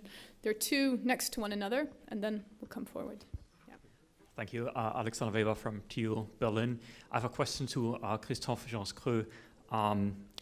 Well, you pretty much focused on acceptance issues. You also explained that you have tools at hand to analyze calculations, different ways of calculations with respect to internal contrast and so on. My question is, do you think that regulators in future should more invest into building up knowledge on how to check plannings of TSOs, like can be observed, for example, in Germany? Because, of course, grid investment is a source of income to TSOs, maybe more or less, and may not play that a big role for investment decisions at all, of course. But do you think that regulators in future should take a stronger role on assessing network investments or not? Okay, next door. Tom Brown, Frankfurt University. Just a small technical comment. It was said several times that in meshed networks with loop flows, you can't really see who is using the lines. But there are a handful of algorithms for flow allocation to network users, which could be used to increase transparency and show that renewables really are using these extra lines. That was all. Okay, thank you. That was useful. And finally, we'll take a third question. We had one comment. The gentleman. Okay, and the one behind as well. Okay. Go ahead. My name is Guntram Ziepel. I'm head of the German public representatives, the initiatives against Southlink. I have only one question. Where are the representatives of the public on your podium? Thank you. Okay. Thank you, Professor Linson from MLC. I don't have a question. I suggest a solution. I'd like to follow up on Christian's comment.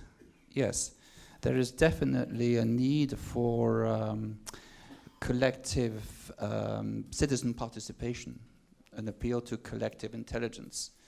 There is a need to listen to the citizens, listen to their concerns, their hopes, their interests, their solutions.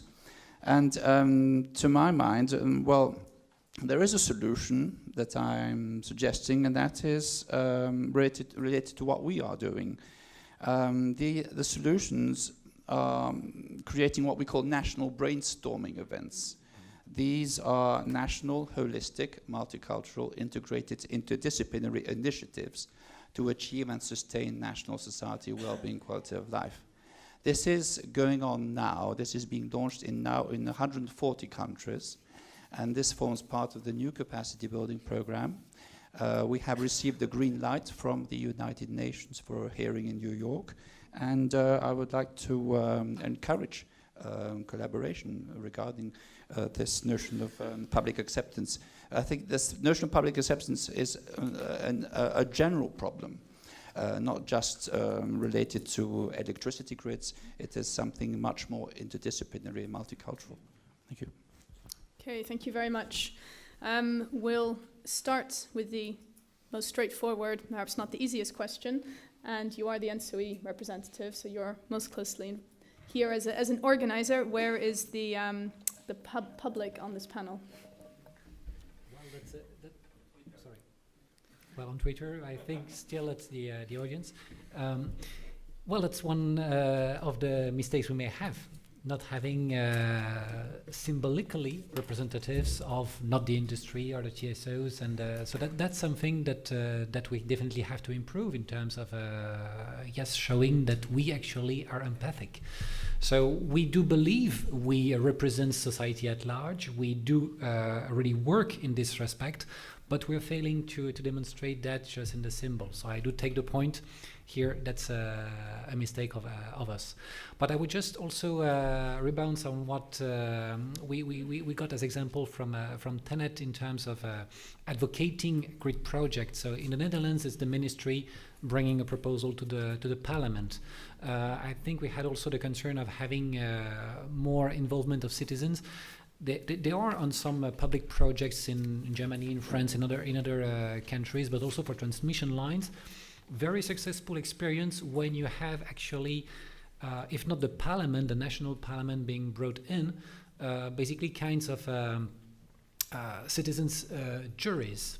So you pick up citizens, you offer them to get explained what it is about, and the hows and whys, and they can ask whatever experts, and they would give an opinion whether the project sounds good or bad, or propose some other options. And this is much more useful because we really have the debate, a deep debate about the project, rather than having a TSO knocking to doors and explaining, okay, here you will have a pylon in your garden soon. So that's something we can definitely improve. It costs a lot more of energy, but this is something that we can do. There was one last question maybe to of Zdeněk about how can renewable help. So I will also let Christian answer on this one. But I will just take the what he said earlier, the fact that basically we shall not forget the whole cost of energy. So you took the example of the annual supply of fossil fuels.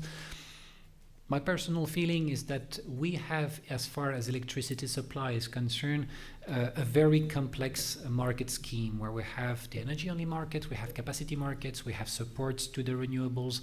So nobody knows what is the price eventually.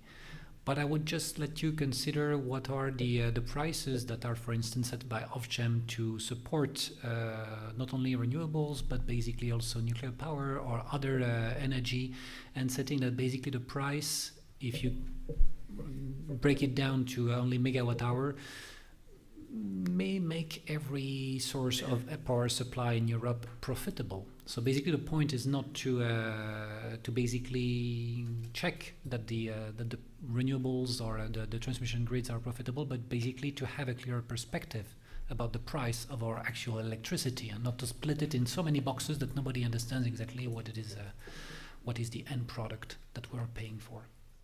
Okay, thank you.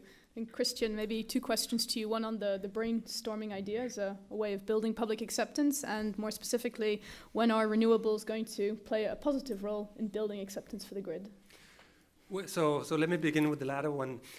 So when are renewables going to help TSOs explain to the public that there's actually a benefit to it? I think your remark and your question, it touches exactly upon what we've been discussing, and to me demonstrates the fallacy of the approach of trying to ensure social acceptance through macroeconomic arguments. The cost reductions that we're basically achieving as a system, well, of course, as you rightly point out, they're not going to translate into a lower bill necessarily.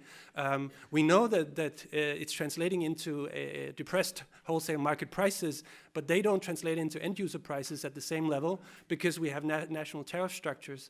As a European Association for Wind Energy, we would like to see a change in the national tariff structures. But really, the important point here is that we can't expect to explain to people or to make them even want to live with new infrastructure elements just by explaining them things with economics. Everybody that's tried to craft a political process will know that acceptance does not come by basically putting a fait accompli at the table. Acceptance comes through inclusion, it comes through involvement, and it comes through co-ownership. And that's why I would really like to endorse this idea of the gentleman who proposed this brainstorming session. I think that's one of the things where this starts. Include people early in the processes, listen to them with a genuine interest of what they have to say, and then find out what this can mean for the solutions you craft. That is the way to ensure social acceptance. But as an association, we also, for example, believe that it would be a good idea to specify more clearly what parts of your energy bill comes from different elements, so there's a clearer choice for consumers. So it's more clear to them what is actually, what part is a subsidy for renewables, what part is all kinds of other tariffs at national level. We think fundamentally that's a good idea because we believe that we're much cheaper and we constitute a much smaller part of the economic challenge than many people think and say. Okay, thank you. Christoph, you had a specific question as well. Should regulators be investing more in building knowledge and checking TSO plans? And maybe a comment on how tariffs could be changed in future to match these scenarios better. Of course, NRS need to play a stronger role in this planning phase. But I think what is missing today in this planning phase is a clear target. What is the target? Is it 10%, 15%, something else? We don't know. And this leads to an investment. I don't know how to say that in English. either long rush, leap forward. We invest, and without knowing the clear target. I think, in my view, we need first of all to define a clear target, and one simple target. I don't know what is the final target in terms of cross-border development, but one simple target could be to make sure that the existing interconnection, I would like to remind you the figure I provide you in my initial statement, that for a large majority of existing interconnection, only half of the capacity is made available to the market. So couldn't we just agree on a very basic, a very simple objective in terms of development of, just to make sure that the capacity, the physical capacity which is currently available, is a significant amount of this physical is made available to the market. This would give, in my view, if we were able to achieve this target, we would provide TSOs with the right framework. This will give TSOs the right incentive to invest where it is really needed, which is not the case today, unfortunately. Yes. A reaction? Yes. Okay, hold on. There's a microphone which is going to run towards you. It's for our web streamers to be able to follow. I am Patrick Monsiatici from RTE. I am scientific advisor there. So we are doing a lot of computation and everything, and it's not so... We try to do our best. Of course, we can do better, but you know, we have phase shifter all over the system. We try to improve. We have this flow-based method to increase the capacity. And perhaps you don't know, but we have something that is called N-1. And you know, if you want to have more blackout in Europe, it's very possible to increase the capacity, yes. Okay. Of course, you have to take into account the N-1 criteria, but still, even if you take into account this N-1 criteria, I still claim, I'm sorry to say that you could increase significantly the amount of cross-border capacity made available to the market. I don't claim that this will be without any impact on the market, and this will have a huge impact on the market. You can expect a huge increase of redispatching costs, which, by the way, will give, make the social acceptance more easier to deal with. This will have a huge impact, but there is, in my view, a huge room for improvement in the way cross-border capacity are currently calculated. A huge room for improvement. Okay, we've got a reaction from Sebastian on that. that. I will also stress what Patrick very emotionally said. We have the flow-based market coupling now over a good chunk of Europe, and this is the way we can really maximize the use of existing assets. The point is really to have something that is market-based and efficient, and just basically wanting to have as an objective the maximization of power flows on a few specific assets for the sake of maximizing power on it would be less efficient than just making the market make the best use of the existing assets, and it will just result. And if you say redispatching as a solution, or content trading as a solution to maximize these flows, it would be not. What I said, Sebastian. So basically, I would say flow-based market coupling to maximize the use of assets. This is the way that basically the community said we can maximize the use. So it's been a wide consultation about it. So this is the way we can find solutions. Where there is only the solution as expanding flow-based as a solution to increase capacity, of course we do it. Again, we are not willing to build lines for the sake of building lines. Lines should be built, and I would be proud to say to my grandchildren later on, only when we need additional capacity, where we do not need, when we could not use better the existing assets. Of course, we make the best use of existing assets, considering the safety of the system. So there are some rules, but here this been investigated a lot, scrutinized by regulators. So I cannot let you say that basically we do not make the best use of electricity grids. Okay, some market mechanism, flow-based, can be expanded, and it's not expanded yet. There is some intraday. There is a lot of systems that would be that NSOE works on improving, expanding in the future. But we are really doing the best we can with existing assets.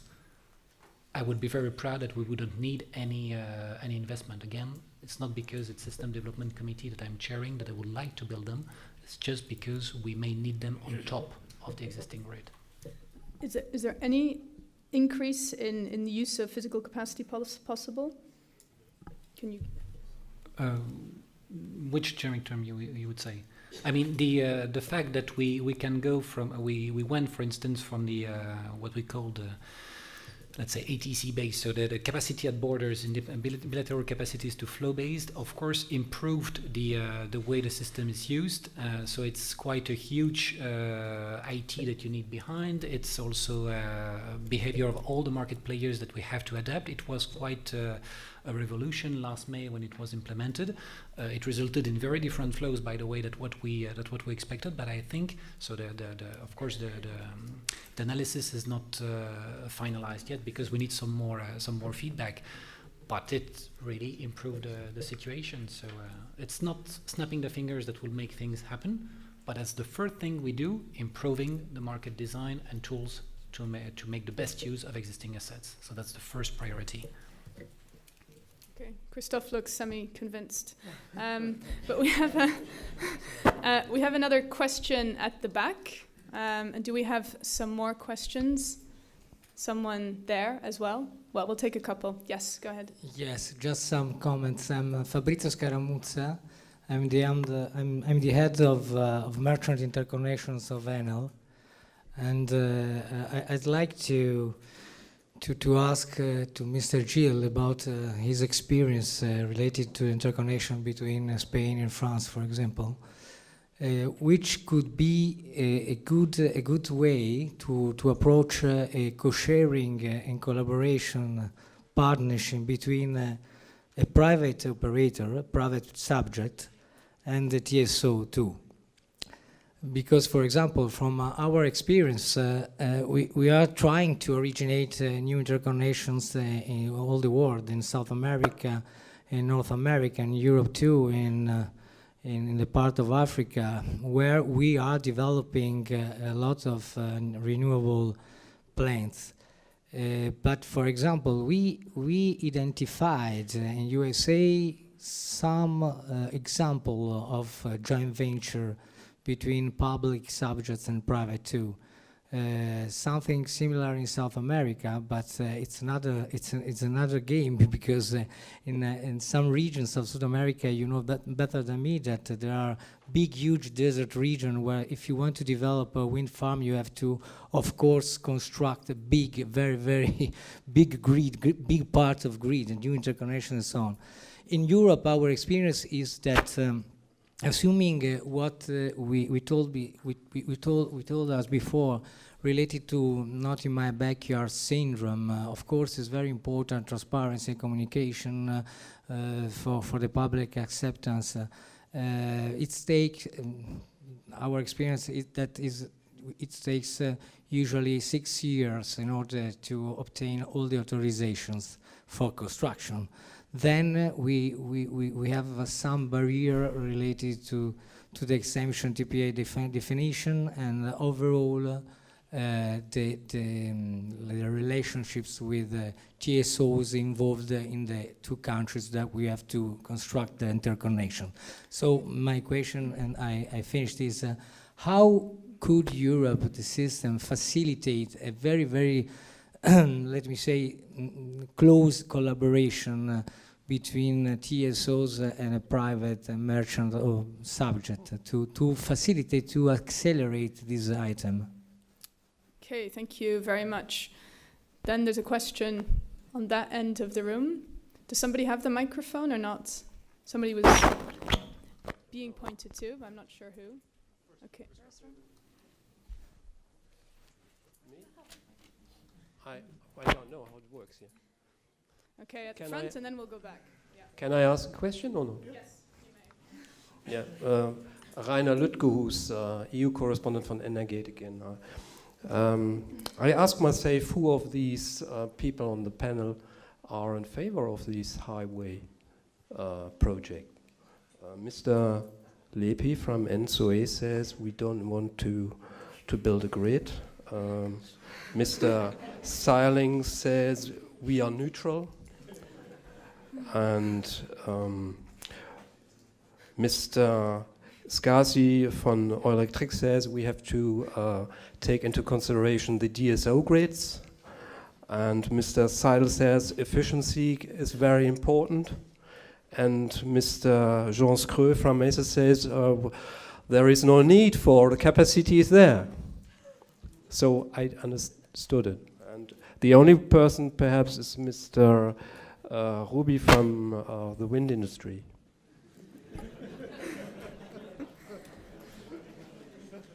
Okay, that's a very good question. Will. My question. There's another question.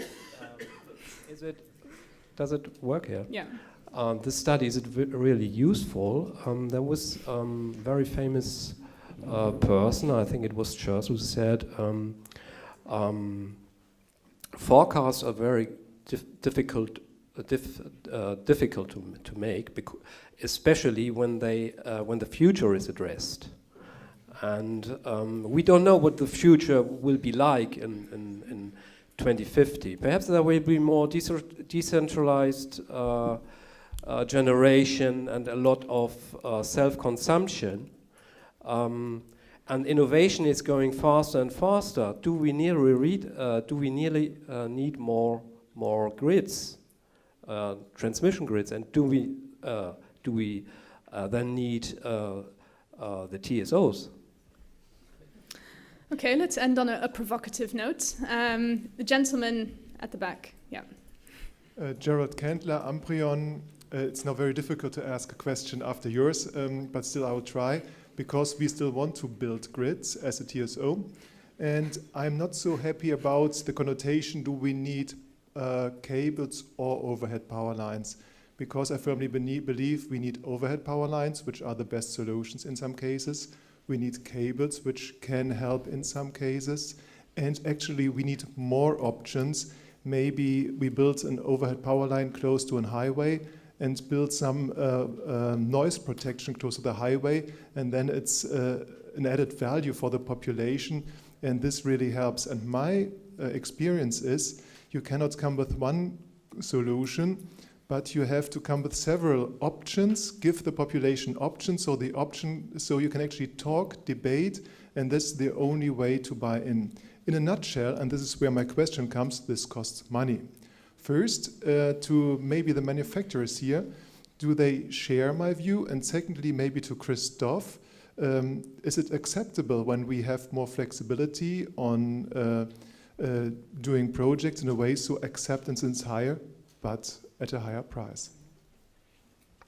Okay, thank you. Since we're approaching 6:30, perhaps we'll take any final questions together with those to leave you time to go to the cocktail and continue discussing.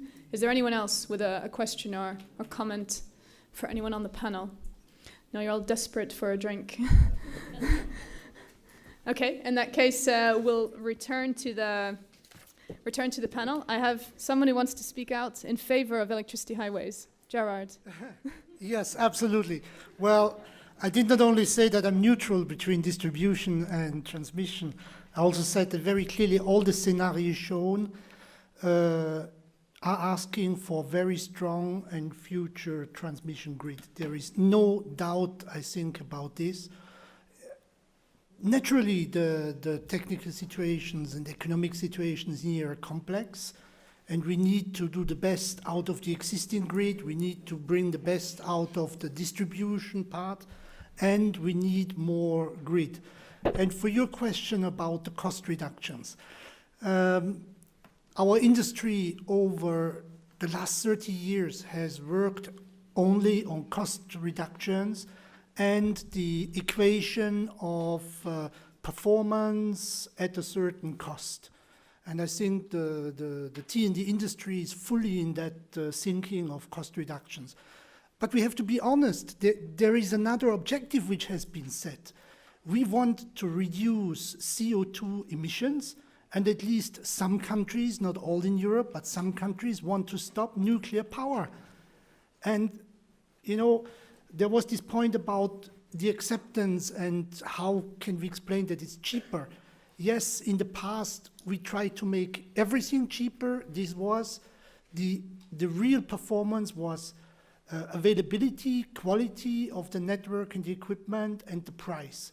And today, we have new parameters, which are CO2 reductions, which are reduction of nuclear. And I think we have to be honest, it has also a cost.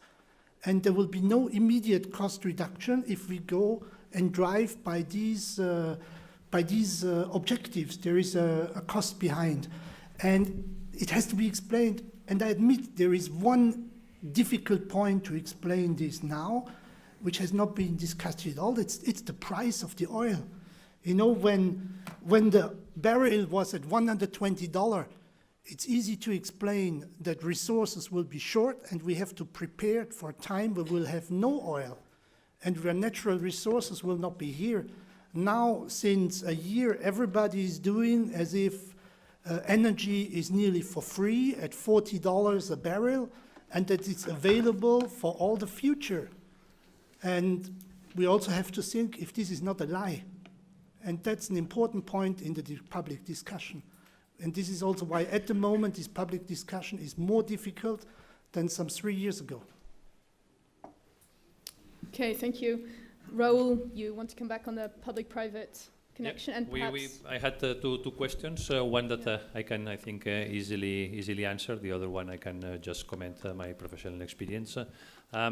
Specifically speaking about the point made by the gentleman from Amprion about overhead lines and cables. Again, I'm very happy of answering this question because this allows Europa Cable to clarify our position. We are not saying that everything has to be underground. This is absolutely not our position. We believe and we agree that there is room for overhead. Maybe there may be much more room for overhead than for underground, but our position is that in each new build it has to be considered, well considered, the option of underground and overhead, calculating properly the costs of both options in a, let's say, in a proper way.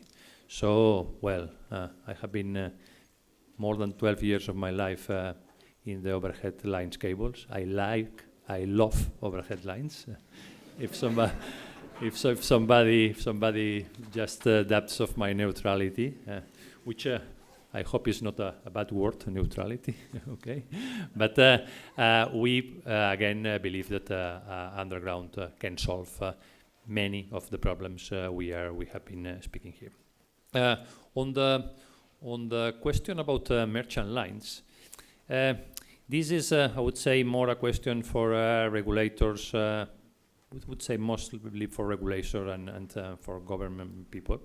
But my perception as industry is that there are markets, especially I'm thinking of USA, where you see much more, let's say, an easier market for merchant lines than in Europe. In Europe, there are some ideas. Some of them are closer to become reality. Others a little later.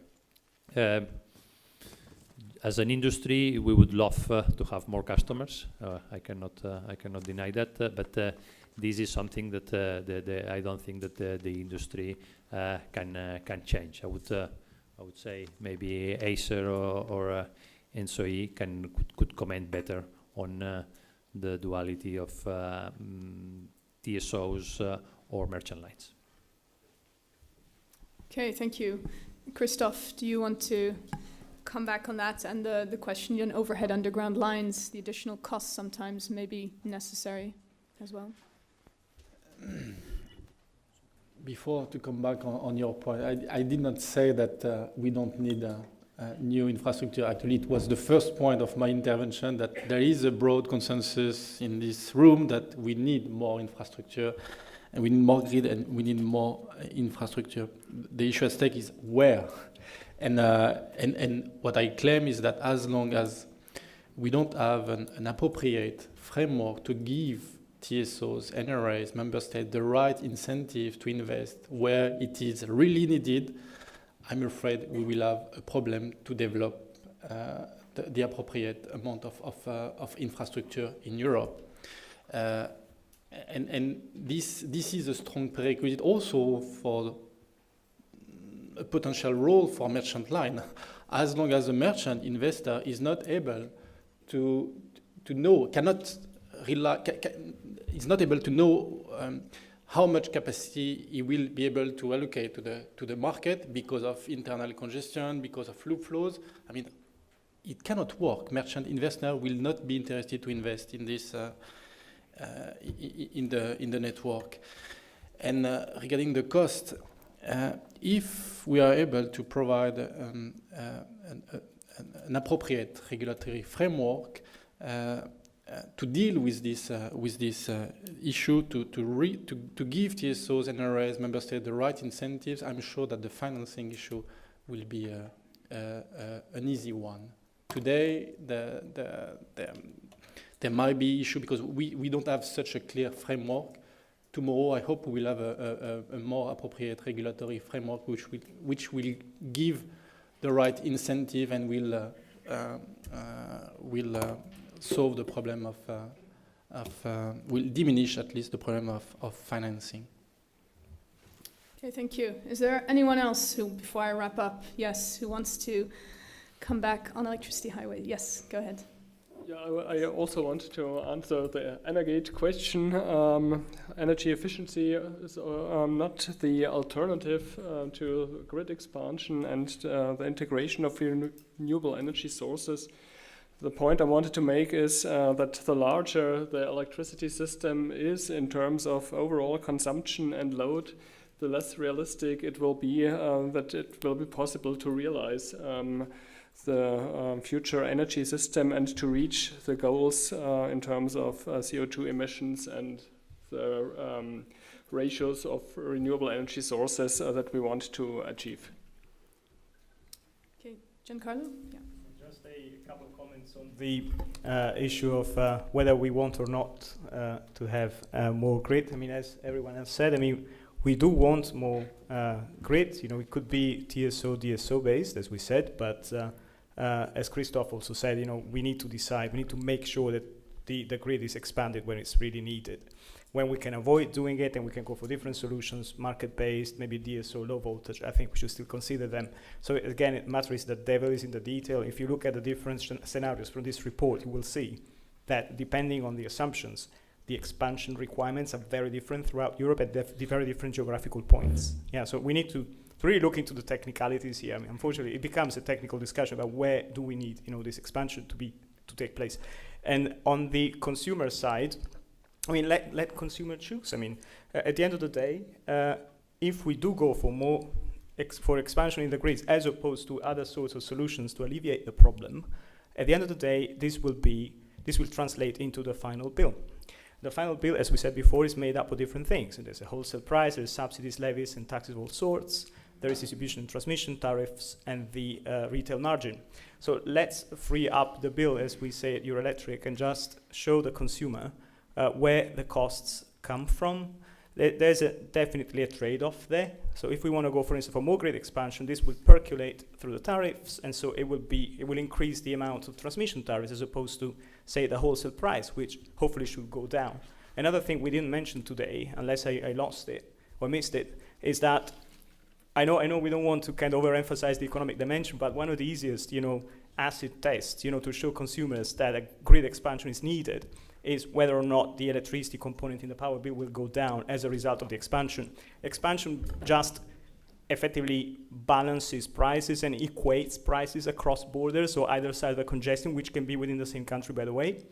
If we expand the grid, acid test is price converging? I mean, if price is not converging, why are we doing it? Okay, apart from the environmental motive, of course. So first of all, we need to convince customers that any grid expansion will translate into price equalization or convergence at least. And secondly, we need to show the consumer where the increasing cost will come from as a result of grid expansion.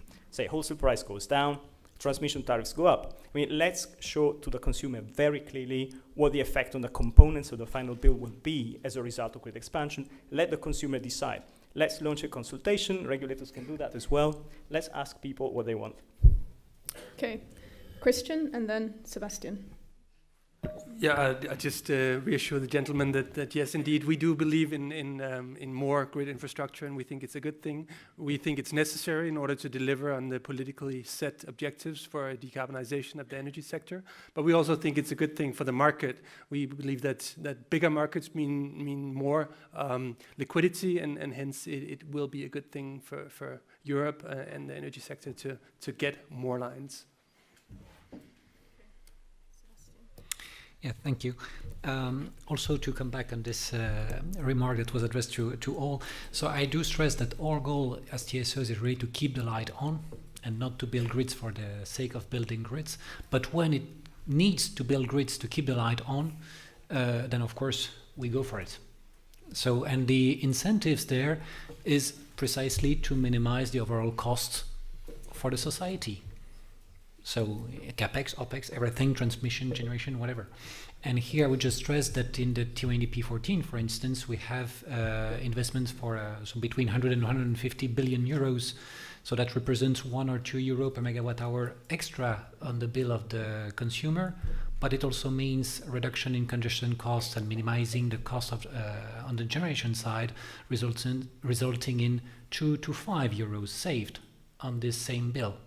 So we go for it because it's of value for society. So that's the point. And here I would also come back on the idea of having some simple target. A simple target is an easy way to convey a message that we need more grids. But when it comes to make actual decisions about grid investments and to ensure people that we do make the investments when they are useful, we have to demonstrate that there is a real benefit of making these investments compared to doing nothing or doing something else. So minimizing the overall cost for the end consumer. And I do agree with you, it's up to the end consumer basically, or to the citizen to decide what they will. So either everyone or through a parliament, but it's not up to the industry to decide about it. That's a society choice. Okay, thank you very much. Well, I hope that answered all of your questions. I think the message from earlier this afternoon that we do need more transmission grid has been soundly reinforced by everyone on the panel. The question is which connections in particular do we need to build? Just thinking back to where we began the discussion, so the study will have a very direct influence on the TYNDP. That's where we started, so it will have a working effect in practice. We heard in the first session today, it's also a way of identifying options for flexibility, for example. I think what we heard here is that it's the way it's presented, it's communicated in a very clear way, and the whole issue of communication, which leads on to public acceptance. We started off by, I think it was Christian who said, was it Christian? I can't remember. Somebody who made the comparison to the Volkswagen scandal, and it was you. It was Raoul who gets credit for that. And why can't we have the same kind of attention on an issue like this? From a technology point of view, we had two representatives from the industry, manufacturing industry, both saying the technological options are there. There is innovation going on. These are European industries. These are strong industries, but they need to be supported. We had some discussion on the underground option. It's not the be-all and end-all, but it's a viable alternative and can be particularly useful in certain situations. 3 to 8 times more expensive in terms of capex, but if you look at total ownership, those figures change. If you look at the alternative, in some cases being no cable at all, it's obviously a slightly different question. We talked about cost. It looks expensive when you look at the press release and the 400 billion euros, but when you break that down to year by year and compare the cost to the benefits, it looks surmountable. The 400 billion, I think it was Christian who said, is also the same as the fossil fuel imports. So even as a whole figure, it's not a crazy figure. We talked about policy. We didn't return to that, but the energy union and governance being a key issue. The problem, if we take a European approach, will some of these interconnections get built without, it will need a proper cost-benefit analysis to make sure that it is in the interest of politicians in all countries for some of these connections to get built. And also at the very beginning, the importance of knowing what renewables are going to be built where is important for renewables investment, but also for infrastructure investment. I think several people said a target is important. I think Christoph said, well, we don't have a clear target at the moment to work towards. We talked then, Christoph made the point that only half of the existing physical capacity is currently available to market, suggested that more of that could be used. We heard from Sebastian also that the TSOs are already doing what they can to make maximum use of physical capacity, and the switch to flow-based has already altered flows and made them more efficient. So an open question over what else is possible to do there. And the big issue, of course, public acceptance. We heard an example from the Netherlands, that there the ministry and parliament effectively take responsibility for that, and that's one way of doing it. A few people said the role of the TSO is not to build grids. A few people did say they liked building grids, but other people said the role of the TSO is primarily to keep the lights on. When it comes to public acceptance, a lot of different ideas. Christian said it should be, we have to move away from macroeconomic arguments. Those won't speak to people. We heard about brainstorming sessions, the importance of including people, what kind of a role renewables could play in future to help public acceptance of grids. We talked a little bit about the demand side, the consumer. We heard from the DSO perspective a call for, at the very least, more analysis of what kind of network options there are on that side and where I guess a question still over where the optimal balance lies between the different types of grid and how much investment should go there, to what extent other market-based solutions can alleviate some of the investment. But everyone seemed to agree at the end that the consumer, in some way, with some form of enhanced information, will be the one that decides the future of this question. So I guess it's the job of all of you here to provide them with what they need to know. And with that, I think I'd ask you to thank our panel and invite you to go outside for a drink.